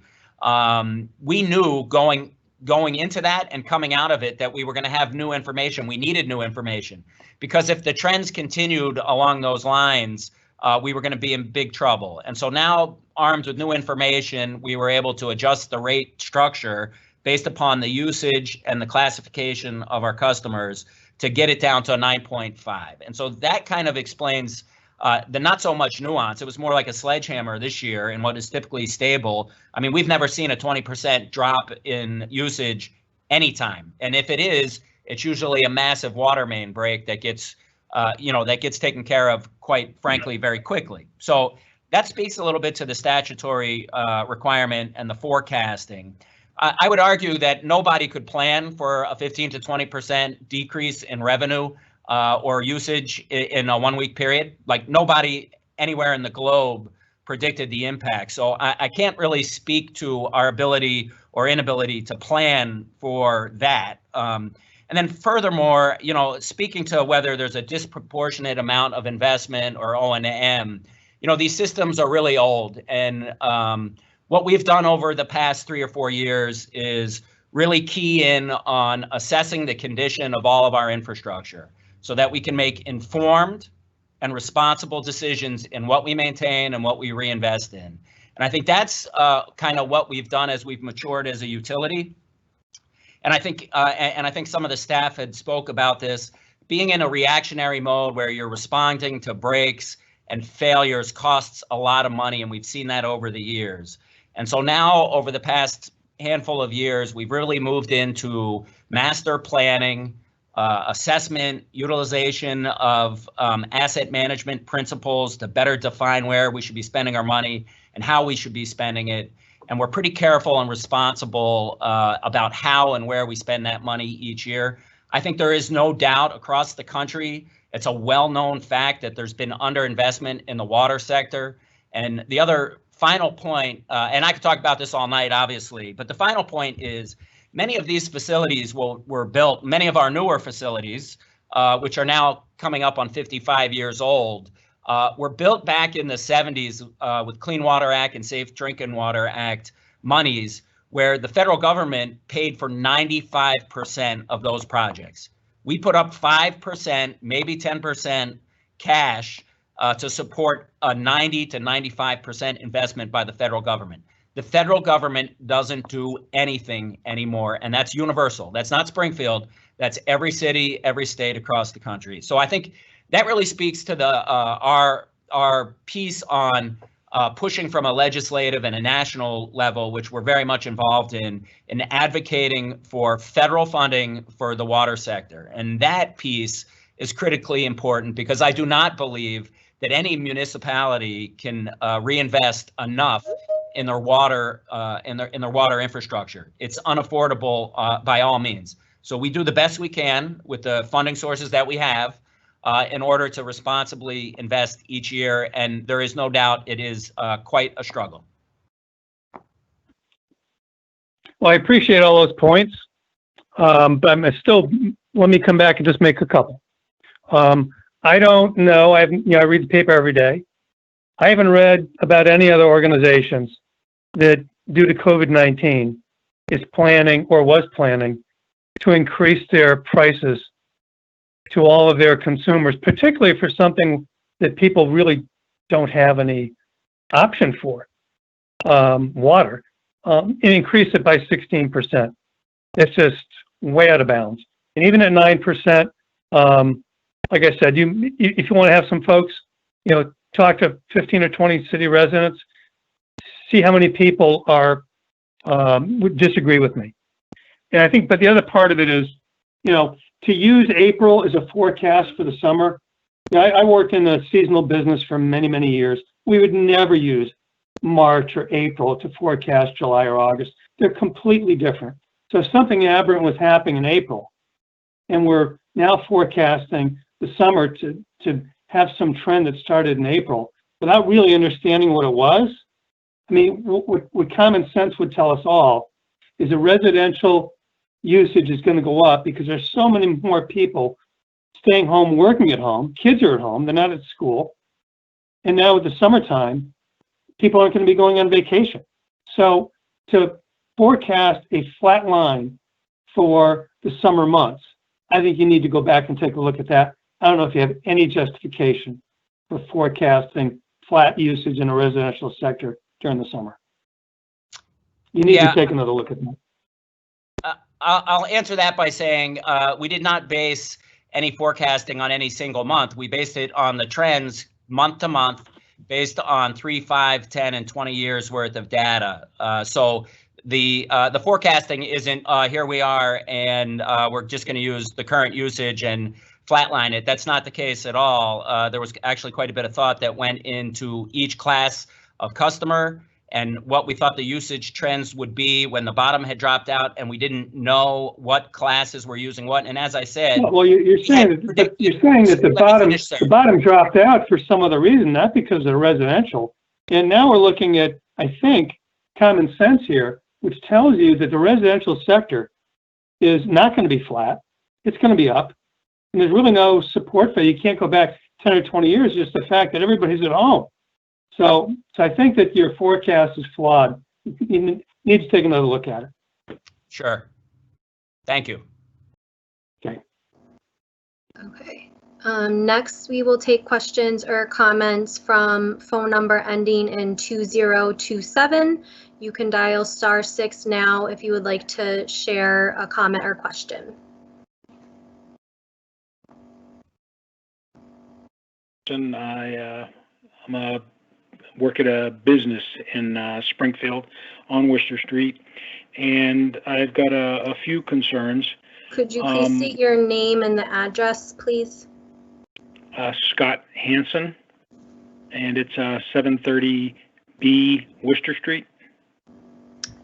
Thank you. And I listened to the proposal, and obviously there's been a lot of work done and so forth, but I have a few concerns. And the primary concern is this is not the first year in recent history that we've seen increases along these lines. The cost of water has been going up 5 to 10% a year for, in my recollection, the last 20 years, ever since 9/11. There was some things that happened 9/11 and went back and looked at the rates of some of the users, and the cost increases have been anywhere from 5 to 10% a year for the last 20 years, which has essentially raised the cost of the water multiple fold. And it's had a tremendous impact on the residents and the businesses. And following up with what the last gentleman just said, you look at the data through March, it doesn't look like it was just trending on the same level. It looks like it was at a high, projected to continue to lead to record usage potentially for the remainder of the year had the COVID virus pandemic not hit us. So I agree with what he said that it appears that I don't know if you factored that in or if you just factored an average use for the next 9 months, and none of us know what it's going to really be. But more importantly, my question is, I listened to the presentation. Again, it was a very well done presentation, a lot of information in there, old infrastructure, but I'm concerned that there's so much money in there for evaluation projects. It appeared to me, I hope I'm not overstating this, that there was millions of dollars in evaluation projects to do feasibility studies, etc. And then there was also a slide in the presentation which showed the capital improvement plan for the next 2 years, not just 21, but fiscal year 22 and fiscal year 23, and it shows a big uptick in spending those 2 years. And I'm concerned that we're sitting here tonight talking about a 9.5, a 9.6% increase. What's it going to be for the next 2 years if we really have to spend that additional money and there's no increase? Of course, there will be an increase in revenue as a result of this increase, but I'm just trying to get a peek under the tent for what's coming down the road. Are we talking real 17% increases that aren't going to be able to be pared back for the next couple of years, or is there some end in sight for these increases? Because I know of no other service provider or supplier that has had the level of increase for the last 20 years that the Springfield Water and Sewer Commission has had. So I'll leave it at that. Okay, thank you, Scott, for the questions. Yeah, you are correct that our trend has been fairly consistent rate increases in that range over many years, and that's just reflected in the necessity for us to continue to operate. And I do think that trend is similar across the country and specific. Not that the folks on the phone really care what's happening anywhere else. But I think the important thing is it just speaks to what has happened over the past 45 and 55 years when federal funding has completely dried up and local utilities and municipalities have been required to pay for it all on their own. And what has happened is they can't afford it, and so nothing gets done. And then you have a pretty significant deferred maintenance and deferred investment that needs to be made up for. And so I think our plan has been based upon numerous failures of critical infrastructure and understanding the risk and the consequence of failure of those critical pieces of infrastructure and what needs to be done. We're not replacing anything. We're trying to replace things the day before they break, which is really hard to do in a system this size and of this particular age. And so the trend is going to be for continued rate increases. As we said in the presentation, we want to be able to do that in a stable and predictable manner, and that is the plan. I think this year we experienced several things, not just the COVID, but we also experienced a project that picked us in the form of a critical failure, which really rocked the boat, so to speak, in terms of what we needed to do this year in particular, and in the next couple of years for investment. And so, again, I think we aggressively try to finance projects in a way that brings home the lowest rate increase each year. I mean, we understand how this is impacting our customers. I think that's why we have come forward with not just already, I think we've already had in place a fairly generous customer assistance program in terms of payment plans and some leniencies. And specific to the COVID, we've suspended shutoffs and late fees and penalties. But we've also come in with an increase to the seniors and disabled folks, and then a program to help those facing financial hardship similar to a LIHEAP or a fuel assistance program, and that's going to be funded each year, and that will speak to probably 4,500 customers in Springfield and Ludlow, our retail customers. So I think the trends are alarming. I think it's nothing. We deal with this every day, and what the required investment is to be able to deliver water. And I think the one thing that we say often is, well, what can we afford? And part of the question is, what can't we afford? And I think we can't afford to have a system that's failing and not be able to deliver on our commitment to supply clean and safe drinking water to our customers, and to be able to take it away and treat it clean and put it back in the environment. And so that is the struggle. We're sensitive to the rate increases. We're sensitive to our customers' needs. And we do what we can every year, similar to many other utilities that face the same issues. Well, I appreciate what you're saying, and I understand it.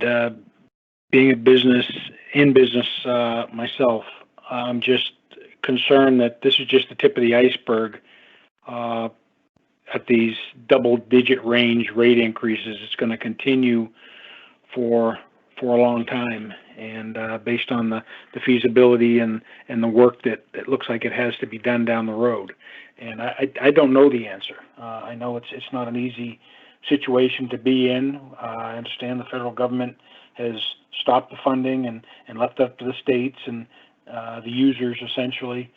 But you get you get a free raw material, i.e. rainwater, and again, I'm still seeing 5 to 10% increases year after year after year after year, and it's really hit the bottom line very hard, and it hits the bottom line for the residents too.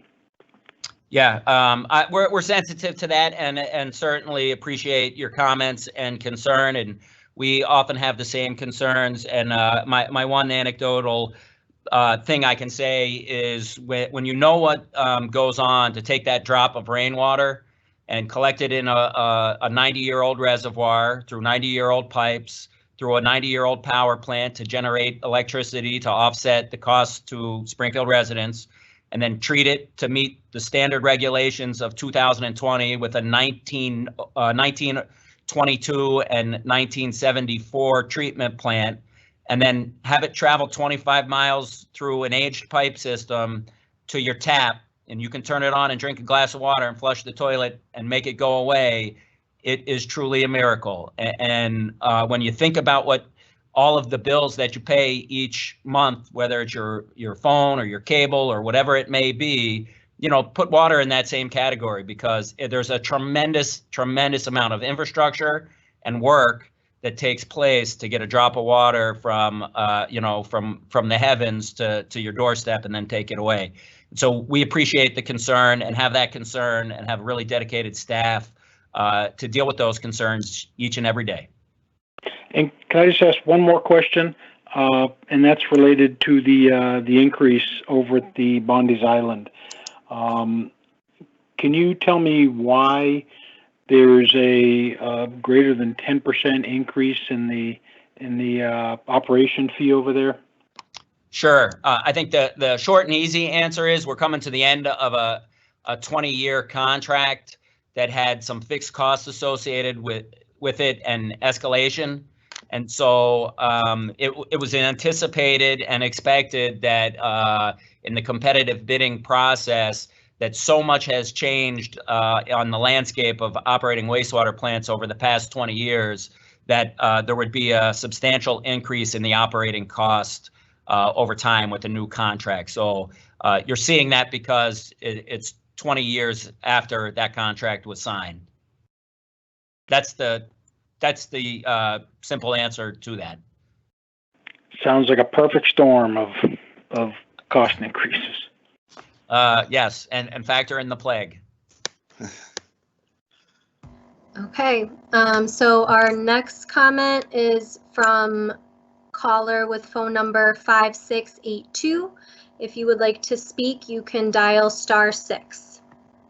5682. Yes, hi, did I get through?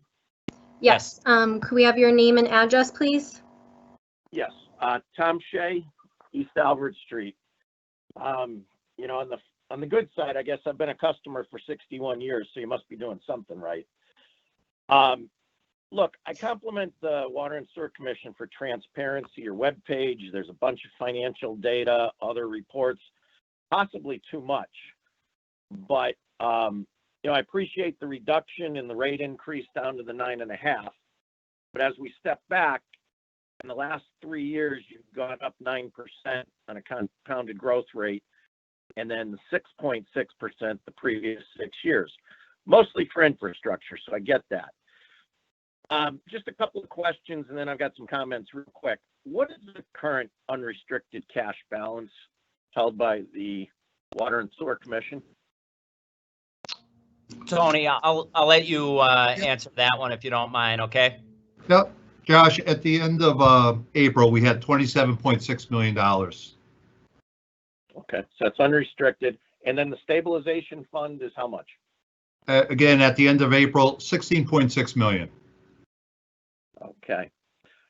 So in terms of suggestions, my first one would be, as I look at your CapEx, and you guys ran through quite a litany of them, small to large. I look at things like the sewer rehab, locust transfer design. There's 6 CapEx projects, all of which are over $500,000 that add up to $4.8 million. What I would suggest is those are true capital expenditures. Anything over 200 grand, I would suggest that you bond for at least 1.7 million. You're going to be doing bonding anyway. Spread the cost of those long-lived assets over 30 years, and these are capital improvements that you had proposed funding out of revenues. But that's my first suggestion, which I think is reasonable. Match the asset with the funding, which would reduce the rate increase for this year. My second suggestion is, and I appreciate the fact you are using 1.8 million of the stabilization fund, I would suggest you use an additional 1.2 million of the stabilization fund. We're in pandemic times. As people said earlier, it's tough for people that are your customers. If you have a stabilization fund, which you do, it has 16 million in it, and that is discretionary on the part of the Water and Sewer Commission and not required by any of your bonding indenture. So I suggest you use 1.2 million of that. So, I'm talking somewhere in the neighborhood of 1.7. Let's say 1.7 to 2.2 of bonding. You could also defer some CapEx into next year, but what I'm saying is between bonding and the additional use of the stabilization, that would be about 3.4 million. Tony, if I'm doing this right back at the envelope, that would reduce the proposed increase of 9.5 to somewhere in the neighborhood of 5.5%. Also, thirdly, if this doesn't work out, my suggestion that I just made, you could have a second rate increase hearing, let's say in December, and catch up any shortfall for the year. There's no reason that you can't have another rate increase later this year. I understand the difficulty in forecasting, but you could do that. Go with the 5.5% that I just mentioned. Look at it in December, and if you're not hitting the numbers, have a second rate increase rather than burden the customers now. Finally, I just want to end. This should not be business as usual, like one of the counselors said on the last hearing, and I think you're hearing from your customers. I strongly encourage you to revisit this before your vote on the 17th. I get the need for infrastructure. I finance some of the largest power companies and power projects in the world, so I get the need for your capital. I just think it shouldn't be business as usual, and I gave you 2 or 3 suggestions there that I don't think would break the bank, but it would go a long way to tempering the burden on your customer. I'd like to hear your comments, and I appreciate the opportunity to speak here. Sure. Thanks. Thanks, Tom. And your back of the envelope was pretty accurate. So certainly you get what we do. The bond versus revenue question is a good question, but by all means, please understand that when we go through our process internally and then with a third party, we have two different models, financial models. We look at a variety of funding sources for each and every project, how we package projects, what we bond, what we put into the bond, what we pay for revenue. So it's not a willy-nilly process. It's actually quite strategic in what we choose to fund out of revenue and what we choose to bond with. And a lot of that has to do with those projects in particular, but it also has to do with some of the requirements of our financial policies and maintaining a good rating with the bonding agencies, knowing that ultimately, if we slip in our bond rating, it costs us more to do work, and then that impacts rates as well. And so obviously, I know you understand all of that because you can speak that language, but we do as well. So we are fairly sophisticated in our process as far as water and sewer utilities go, and certainly look at funding mechanisms and packaging of programs across the board. And then the stabilization fund question, I think, is a good question, and why wouldn't you use it more? And I think you probably were on the call with the city councilors. The stabilization fund itself was actually developed just in the past few years, and it was strategic in nature because we had some risk associated with some large single customers that was brought to our attention by the ratings agencies. And so in establishing and funding the stabilization fund, we were actually able to get a ratings increase, which saved us $12 million over 20 years in a refunding of an existing debt, but also gave us premium costs on our last bond that was issued. And so we're trying to balance the rate structure in the current year as well as the future years. We don't want to be short-sighted. And then lastly, the stabilization fund is useful in a single year, but we still have some bond covenants that will require our debt service ratios to be met. And so you can't buy your way out of revenue versus debt service purely by utilization of a stabilization fund. And I'm going to assume that not everybody understands that, and it's glazing most people over. But so the stabilization fund serves a good purpose for a number of reasons, but utilizing it doesn't necessarily buy your way out of a rate increase because of the requirement to generate revenue to match your debt service appropriately in the range of 1.4%. Hey, Josh, just a couple of things here. The first thing on the CapEx, look, I'm looking at a couple of $1 million of revenue versus bonding. You guys have $200 million of debt outstanding. Moody's isn't going to move your needle on your rating for $2 million. I think it's important to your customers at this point in time to not be business as usual. Stabilization fund. Look, that you guys put that in 2017. You got your upgrade to AA right at the same time. I don't know if it was a condition of that or not. Solution's been a long-time customer forever. And a lot of times I think you backstop off the state bonds. Once again, you use another 1.2 million of that, you make it up over time. Solutia paid $3 billion in 2012. Excuse me, Eastman Chemical paid $3 billion for Solutia. The Indian Orchard plant's a major plant.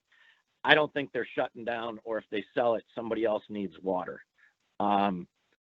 You know, you're AA now. If you went to AA minus, the difference in pricing is fairly minor. It's probably 10 basis points. And I guess while we're talking bonding, you've got some bonds out there that they say 2 to 5% coupon. Are you looking to refinance any of those?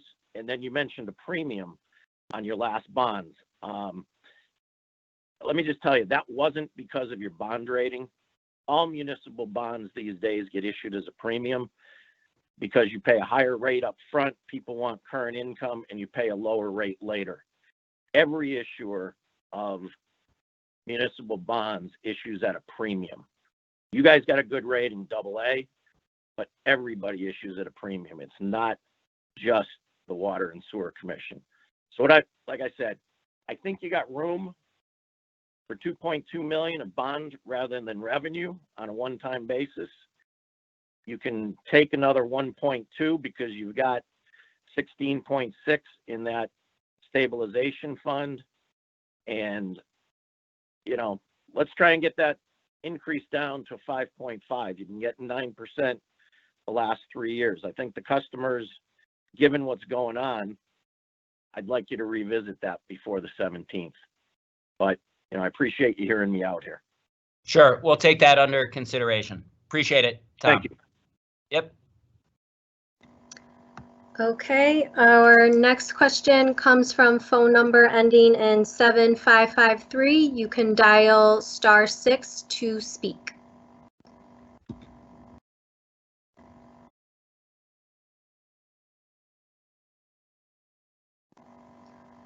Phone number 7553. If you would like to speak, you can dial *6 now.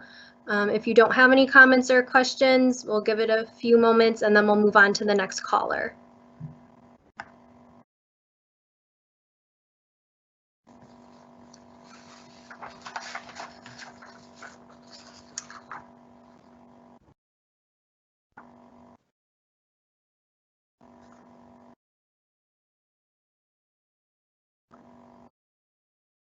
Okay. All right, so moving on to the next caller, ending in 8614. You can dial *6 if you have any questions or comments.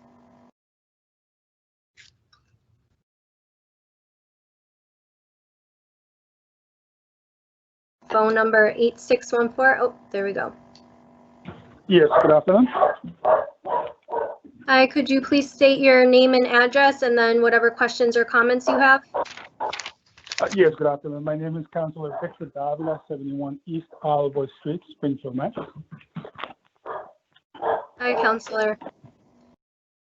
Yes, good afternoon. I just wanted to call in, check in, and give you guys my compliments for a very good hearing. There's tons of questions and follow-ups, and I'm sure that before the budget is passed on June 17th, you all will look to minimize any potential increase onto the tax payers. So just a general comment and a compliments on a good job.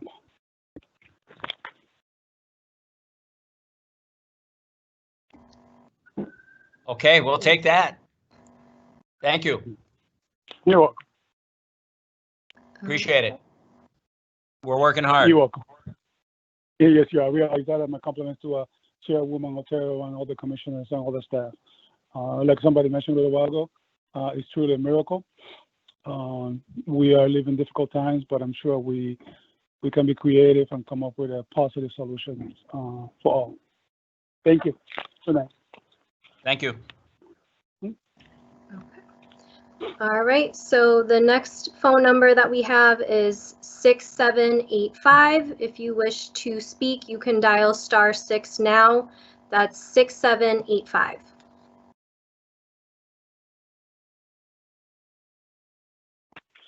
Good evening. This is City Councilor Jesse Letterman. I reside at 129 Spruceland Avenue. Can you hear me? Yes, go ahead, yes, sir. Councilor. Thank you. Great. Thank you so much. Greetings to the commissioners and all the staff. Thank you for the work that you're doing in the service to the city of Springfield and the region. Also, I think I heard Kevin Fay comment earlier. So Mr. Fay, if you're still on the line, thank you for all the knowledge that you imparted to me in 12th grade math class. What I am here tonight is just to follow up on a couple of questions relative to the hearing that we held previously with the Water and Sewer Commission. I appreciate the commission's work in trying to bring down the rate increase that was originally brought forward. You know, I've continued to reach out to our state and federal delegation relative to the needed funding to support infrastructure improvements both in Springfield and And I think probably in similar cities across the country. I'll let you know that earlier today I signed on to a letter with 100 municipal leaders from across the United States to Nancy Pelosi and Mitch McConnell relative to exactly that as part of the Water Now Alliance. And so certainly this isn't an issue that's just unique to Springfield. And another issue that I'd point out is I know we've heard some real concerns about water systems across the United States that have faced really serious mismanagement. And, you know, we certainly don't want to see that type of situation here. At the same time, you know, we're faced with a health pandemic that's ongoing and that has had serious impacts and will continue to have serious impacts on our economy. And I know that the commission understands the levity of that situation. So I was hoping that my question for this evening is relative to the now proposed 9.5% rate increase. And I wanted to check in because I know that in the original budget that you guys had put out this year, in the sort of commentary before it, you had sort of laid out what the plan was previously in terms of planned rate increases for capital improvements and the capital improvement project. And so I want to know where we are in that schedule of rate increases and what the proposal right now, how that fits into that. Because as some folks have pointed out, you know, we're sort of looking ahead at additional future fiscal years and wondering what's to come. Yeah, great question. Thank you for that, Counselor. So I can say last year everything looked really good, and then there was this year, and so you know, I think as we had kind of stated in some of the letters, either to the budget or the city council, you know, things did not go as planned this particular year, in the fact that we had a pretty decent projection out for rate increases over, I mean, we really look at a longer term rate increase, knowing that, you know, it's not reliable in terms of our business with the amount of failures we have. But we had a critical failure of a piece of infrastructure that was not expected this year, that has really impacted, is going to have long-term impacts over several years here. And so where we may have been looking at a 9 last year, we were tapering down to 7s and 5s and 4s, and ultimately to really trying to get to a place where rate increases were going to be consistent with inflation. I think that's a little out of whack right now, just based upon the needs. And it really speaks to this need for investment and balanced investment and prioritization of how we invest. And so because things have happened really so quickly here, and not just necessarily with the COVID impacts, but with this one particular failure, I can't speak to what the rate increases are next year, because things are so volatile right now, just with the COVID and with us trying to figure out next steps in kind of correcting some of our risks and our risk profile that we have based upon certain failures and lack of some redundancy. And so we're addressing those in the current proposed budget, and we'll have a more clear vision here as we turn the corner and understand better kind of what the revenue stream looks like moving through this fiscal year into next year, and then also figuring out kind of what the solutions are for certain particular projects where we're doing engineering design work in the proposed fiscal year, which may be able to, I know there was a comment about there were a lot of studies. So a lot of the design work we do ultimately finds a better solution for us. And I think that is the optimism of our leadership team, is that when we thoroughly review projects that are under design, we do on a regular basis find better solutions. And so that is kind of the optimism that we have to have moving into the next fiscal year, to say, what does it look like? I mean, I can promise you, and I've never really sugarcoated anything, we have failing infrastructure every day, and we need to keep investing in it, and we do. And we need to be the stewards of a precious system that is old, but absolutely necessary to this entire region. And so we do everything we can to balance that. And, you know, I don't see a future here where you're getting 2% and 3% rate increases. I think we do everything we can to utilize every tool that is available to utilities to drive down the rates. And I think, you know, the more that we speak with the city council and with others, it really speaks to some synergy in putting pressure at the state and federal level to support funding these. And as you know, and as we've kind of discussed, many of the municipal budgets are funded substantially through state and federal funding, and the Water and Sewer Commission receives nothing like that. I think a typical municipal urban budget is supported from 50 to 70% by state and federal aid. The Springfield Water and Sewer Commission gets nothing.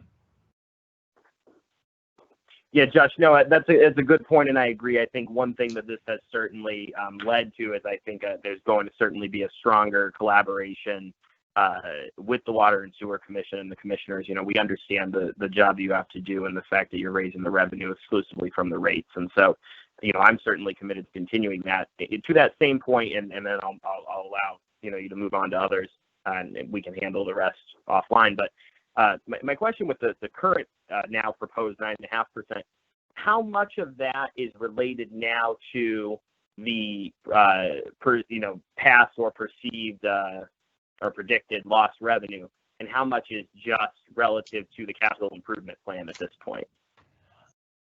You know, I'm gonna just kick that over to Tony because I don't want to misspeak, Counselor. Certainly.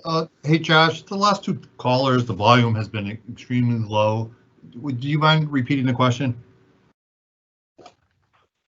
Tony, do you? I can repeat it, Counselor, if that makes it easy. Tony, do you copy me? Okay. I do, Josh. What amount of the 9.5 budget in dollars is related to impacts from COVID?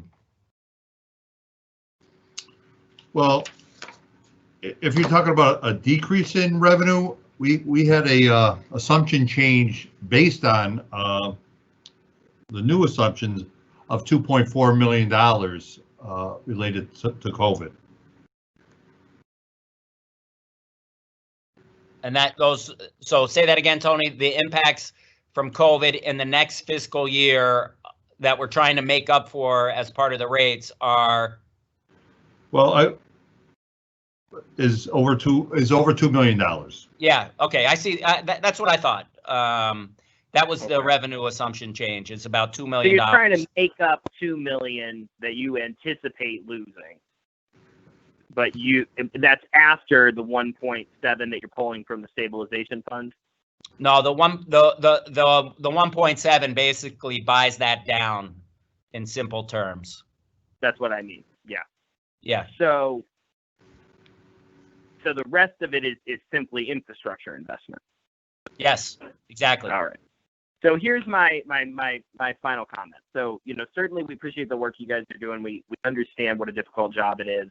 To the points that others have made, you know, we're in an extremely different time. We certainly can't sacrifice the health and safety, but whatever can be done to look at continued discretionary spending, continued use of the stabilization fund in a fiscally responsible way, whatever bond capacity can be leveraged. I know you guys know that that's key, because I think especially if we know that in the future we're going to see continued need for revenue. I'm, you know, certainly committed to continuing on my end to support you in lobbying for those state and federal funds. But in this current fiscal year, you know, it looks like we're appearing to be looking at our you know, what we're seeing for the future. We're seeing whatever the predicted revenue is now.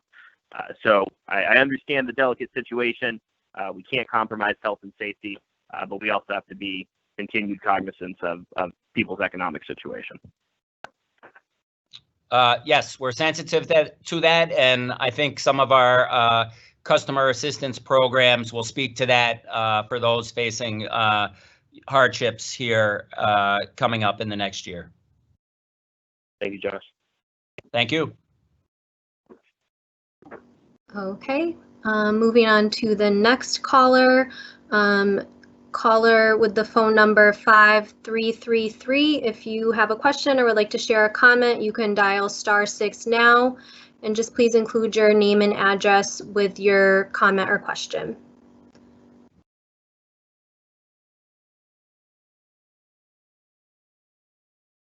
Phone number 5333.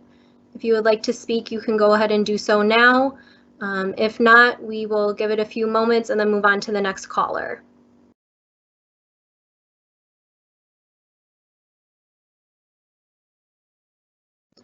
Okay.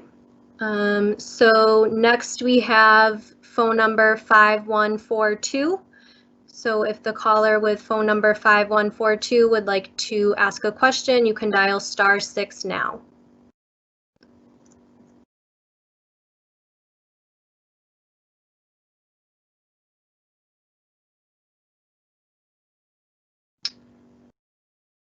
(5142). Bingo. So, Josh, that is the end of our list. I don't know if there's if you want to take any final comments from phone callers before we move on to the written questions.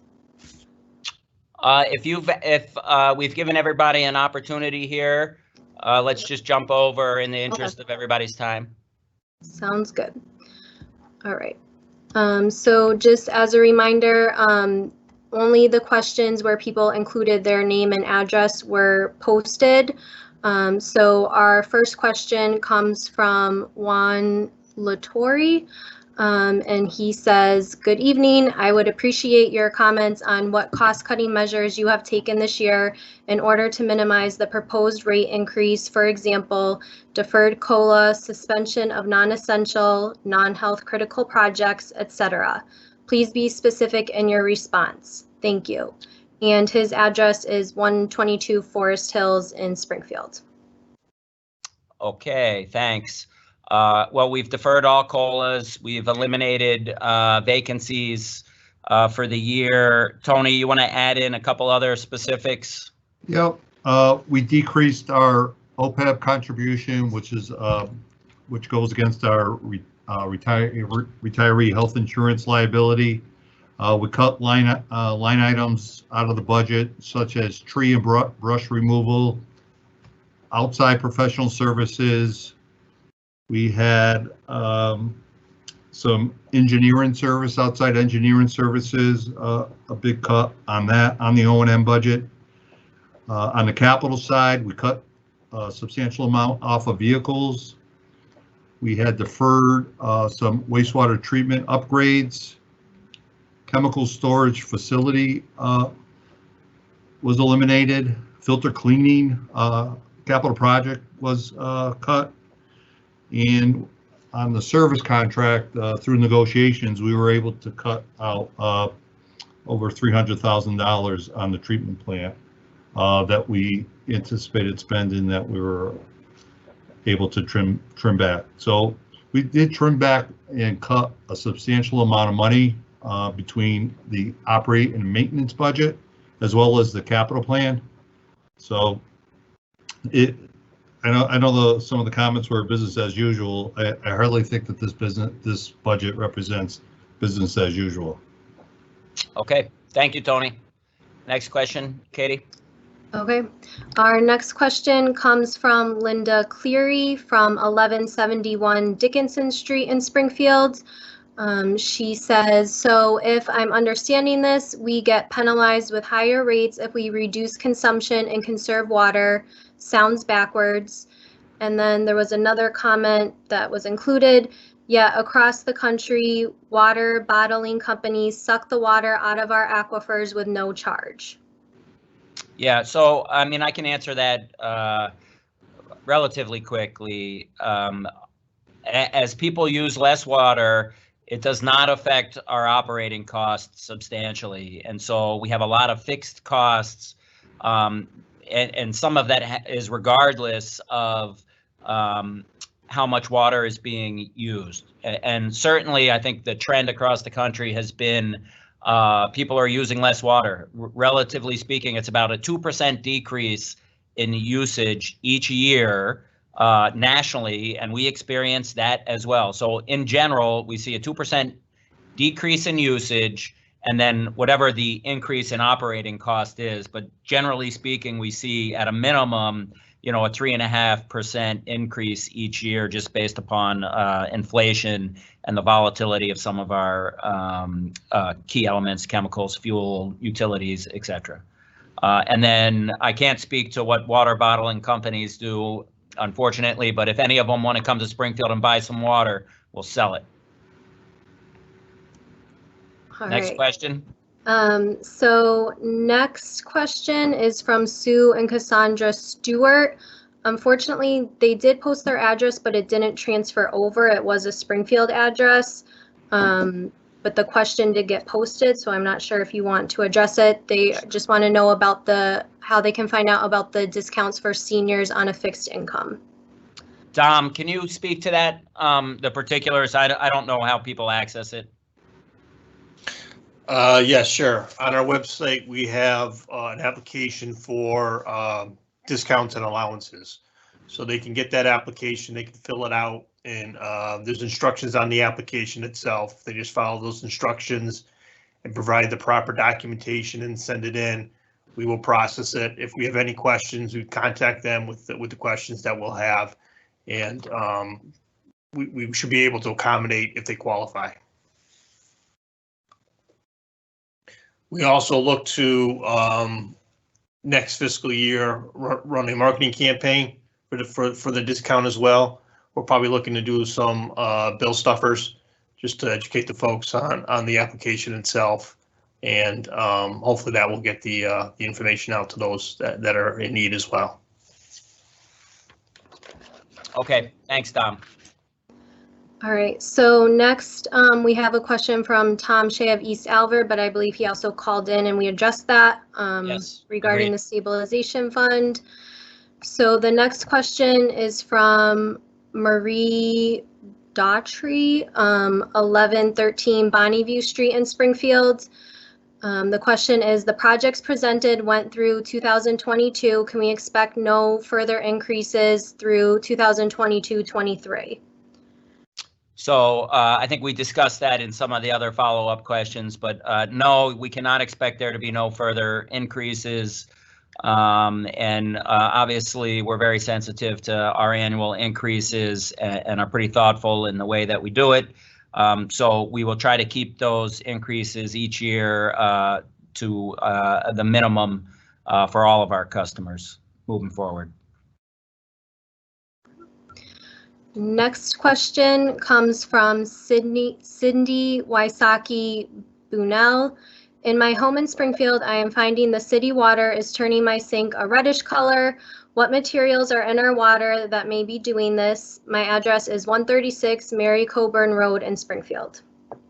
So Cindy, hopefully you're going to get this response.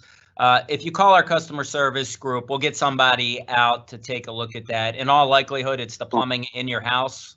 And we would be glad to come out there and take a look. A lot of that has to do with individual home plumbing. It's not something we get a lot of calls on. Okay.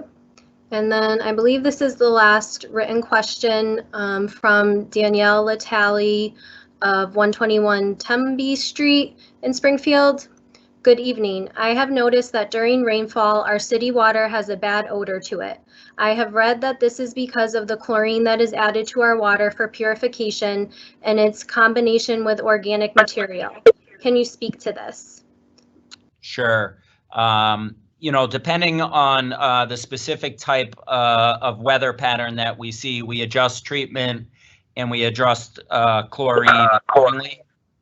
And so there may be times when you taste more or less chlorine depending on what the treatment process is at the time. So we really utilize data collection on a daily basis to inform our treatment process. So as some know, and as we spoke a little bit during the presentation, we've had some issues with disinfection byproducts, haloacetic acids in particular. and they're a result of the utilization of chlorine. And so we use as little chlorine as possible to meet the disinfection requirements. And so that's a balance each and every day. And in the event of raw water quality changes, potentially from a rainstorm or a heavy rainstorm, we adjust the chlorine accordingly. So that's it for the question and answer comments, and I do not see any other new callers that called in, so I think we're all set. Okay, so I think if I could just go to Norm. Well, commissioners, do you have any further questions of the staff or myself? I don't have further questions, but I'd like to thank the residents and the residents and the city councilors and other members of the public that attended this meeting and had such insightful questions. You know, I'm going on my how many terms as a commissioner, and this is the first time, even through the failures that we've had throughout the years and the water main breaks, that we've had such participation. And 16.9 was by no means a way to get your attention, but now that we have it, I'm grateful for it, because it is a miracle that the water is cleaned, safe, and this utility is probably the most important utility, and probably the one that most gets taken for granted. So this is not a great position to be in. Someone made mention of a perfect storm. I think we can say that for a lot of situations going on right now in our country, and this is one of them. I appreciate the time that the staff has taken. I know that Josh and the rest of the crew has been working tirelessly, not only to keep our staff safe from COVID-19, but maintaining and running the water utility, which again is most important. So thank you to you, and thank you to the other commissioners for your leadership in this very important time. Thank you, Commissioner. Norm, do we need to bring a vote to close the meeting, or can we? It's a public hearing. There's no vote. It would just be that the chairman would announce that the public hearing is closed. I would like to make a comment, Josh. Oh, great. Go ahead, Commissioner. I echo Commissioner Otero's comments. I do thank everybody for attending. It's been exciting to have people, and I think the trick may be also having it available online, and it's maybe something we can look at for future commission meetings. I do think there's a couple things I wanted to make sure everybody understood. We highlight clearly. We hear you. That increase of 16.5 was not acceptable. It was too high, and we knew that going in. However, we were forced at that time to project a budget based on the information that was coming in, and I think that all corners of our environment were forecasting worst case scenarios, and that translated to this. And we knew that that was just a preliminary thing, and things would be winding down and further tweaked as we went forward. And so the number came out high, and we knew that, and it was not acceptable.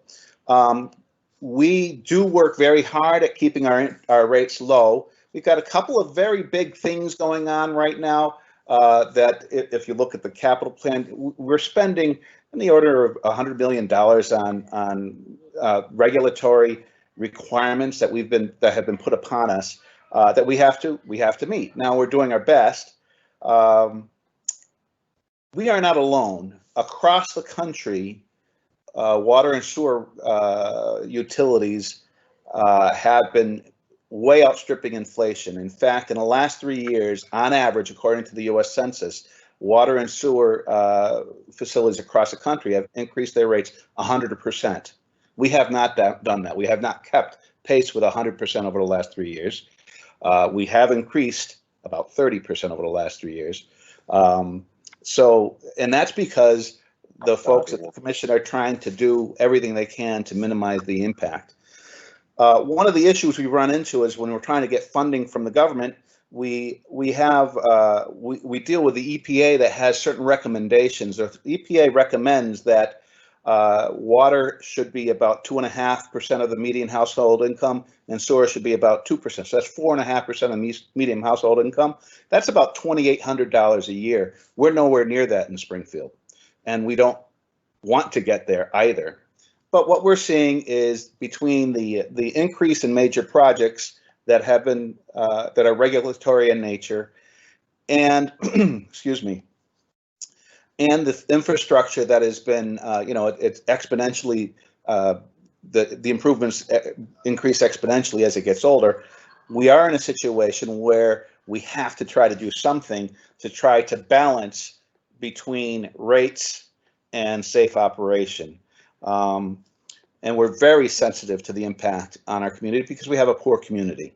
And I do applaud the folks at the commission for dragging that number 16.5 down to 9.5, which actually was not too different what we had projected it to be for this year in the previous 2 years' budget forecasts. So that's a good thing. But I did want the public to know that we definitely hear you, that we definitely hear, and I think there's still a lot of confusion out there. A lot of people think we're still raising 16.5% or 16.9, whatever it was. We knew that was wrong, but that's the best we could do at the time. And we definitely hear you that you'd like it not to be even 9.5%. I can tell you that even at that rate, we're beating most of the communities across the country. Thank you, Commissioner. Commissioner Leonard, do you want to make a comment before we close? He's going to have to unmute himself.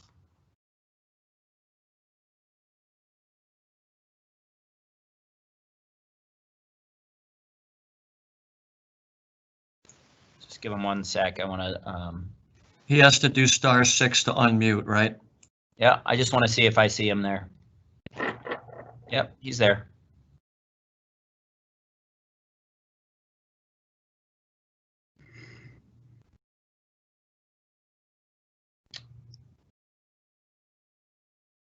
Okay, we might just be having a connection problem. Okay, so just lastly, as stated, the budget and the proposed rate increase will be reviewed and voted on at our June 17th commission meeting. That, as well as this, is a public meeting. And with nothing else, that concludes our public hearing. Thank you for joining us. Thank you, Commissioner. Thank you, commissioners, staff. Good job. A lot of hard work goes into this each year, and every year we're prepared to handle comments. And I echo Chairwoman Otero's thoughts on it's good to have feedback and get a sense of where people are in understanding and help to educate folks what it takes to deliver water in the manner that we do. Good night. Thank you, Josh. Thank you. Bye. Rick, will you end the meeting?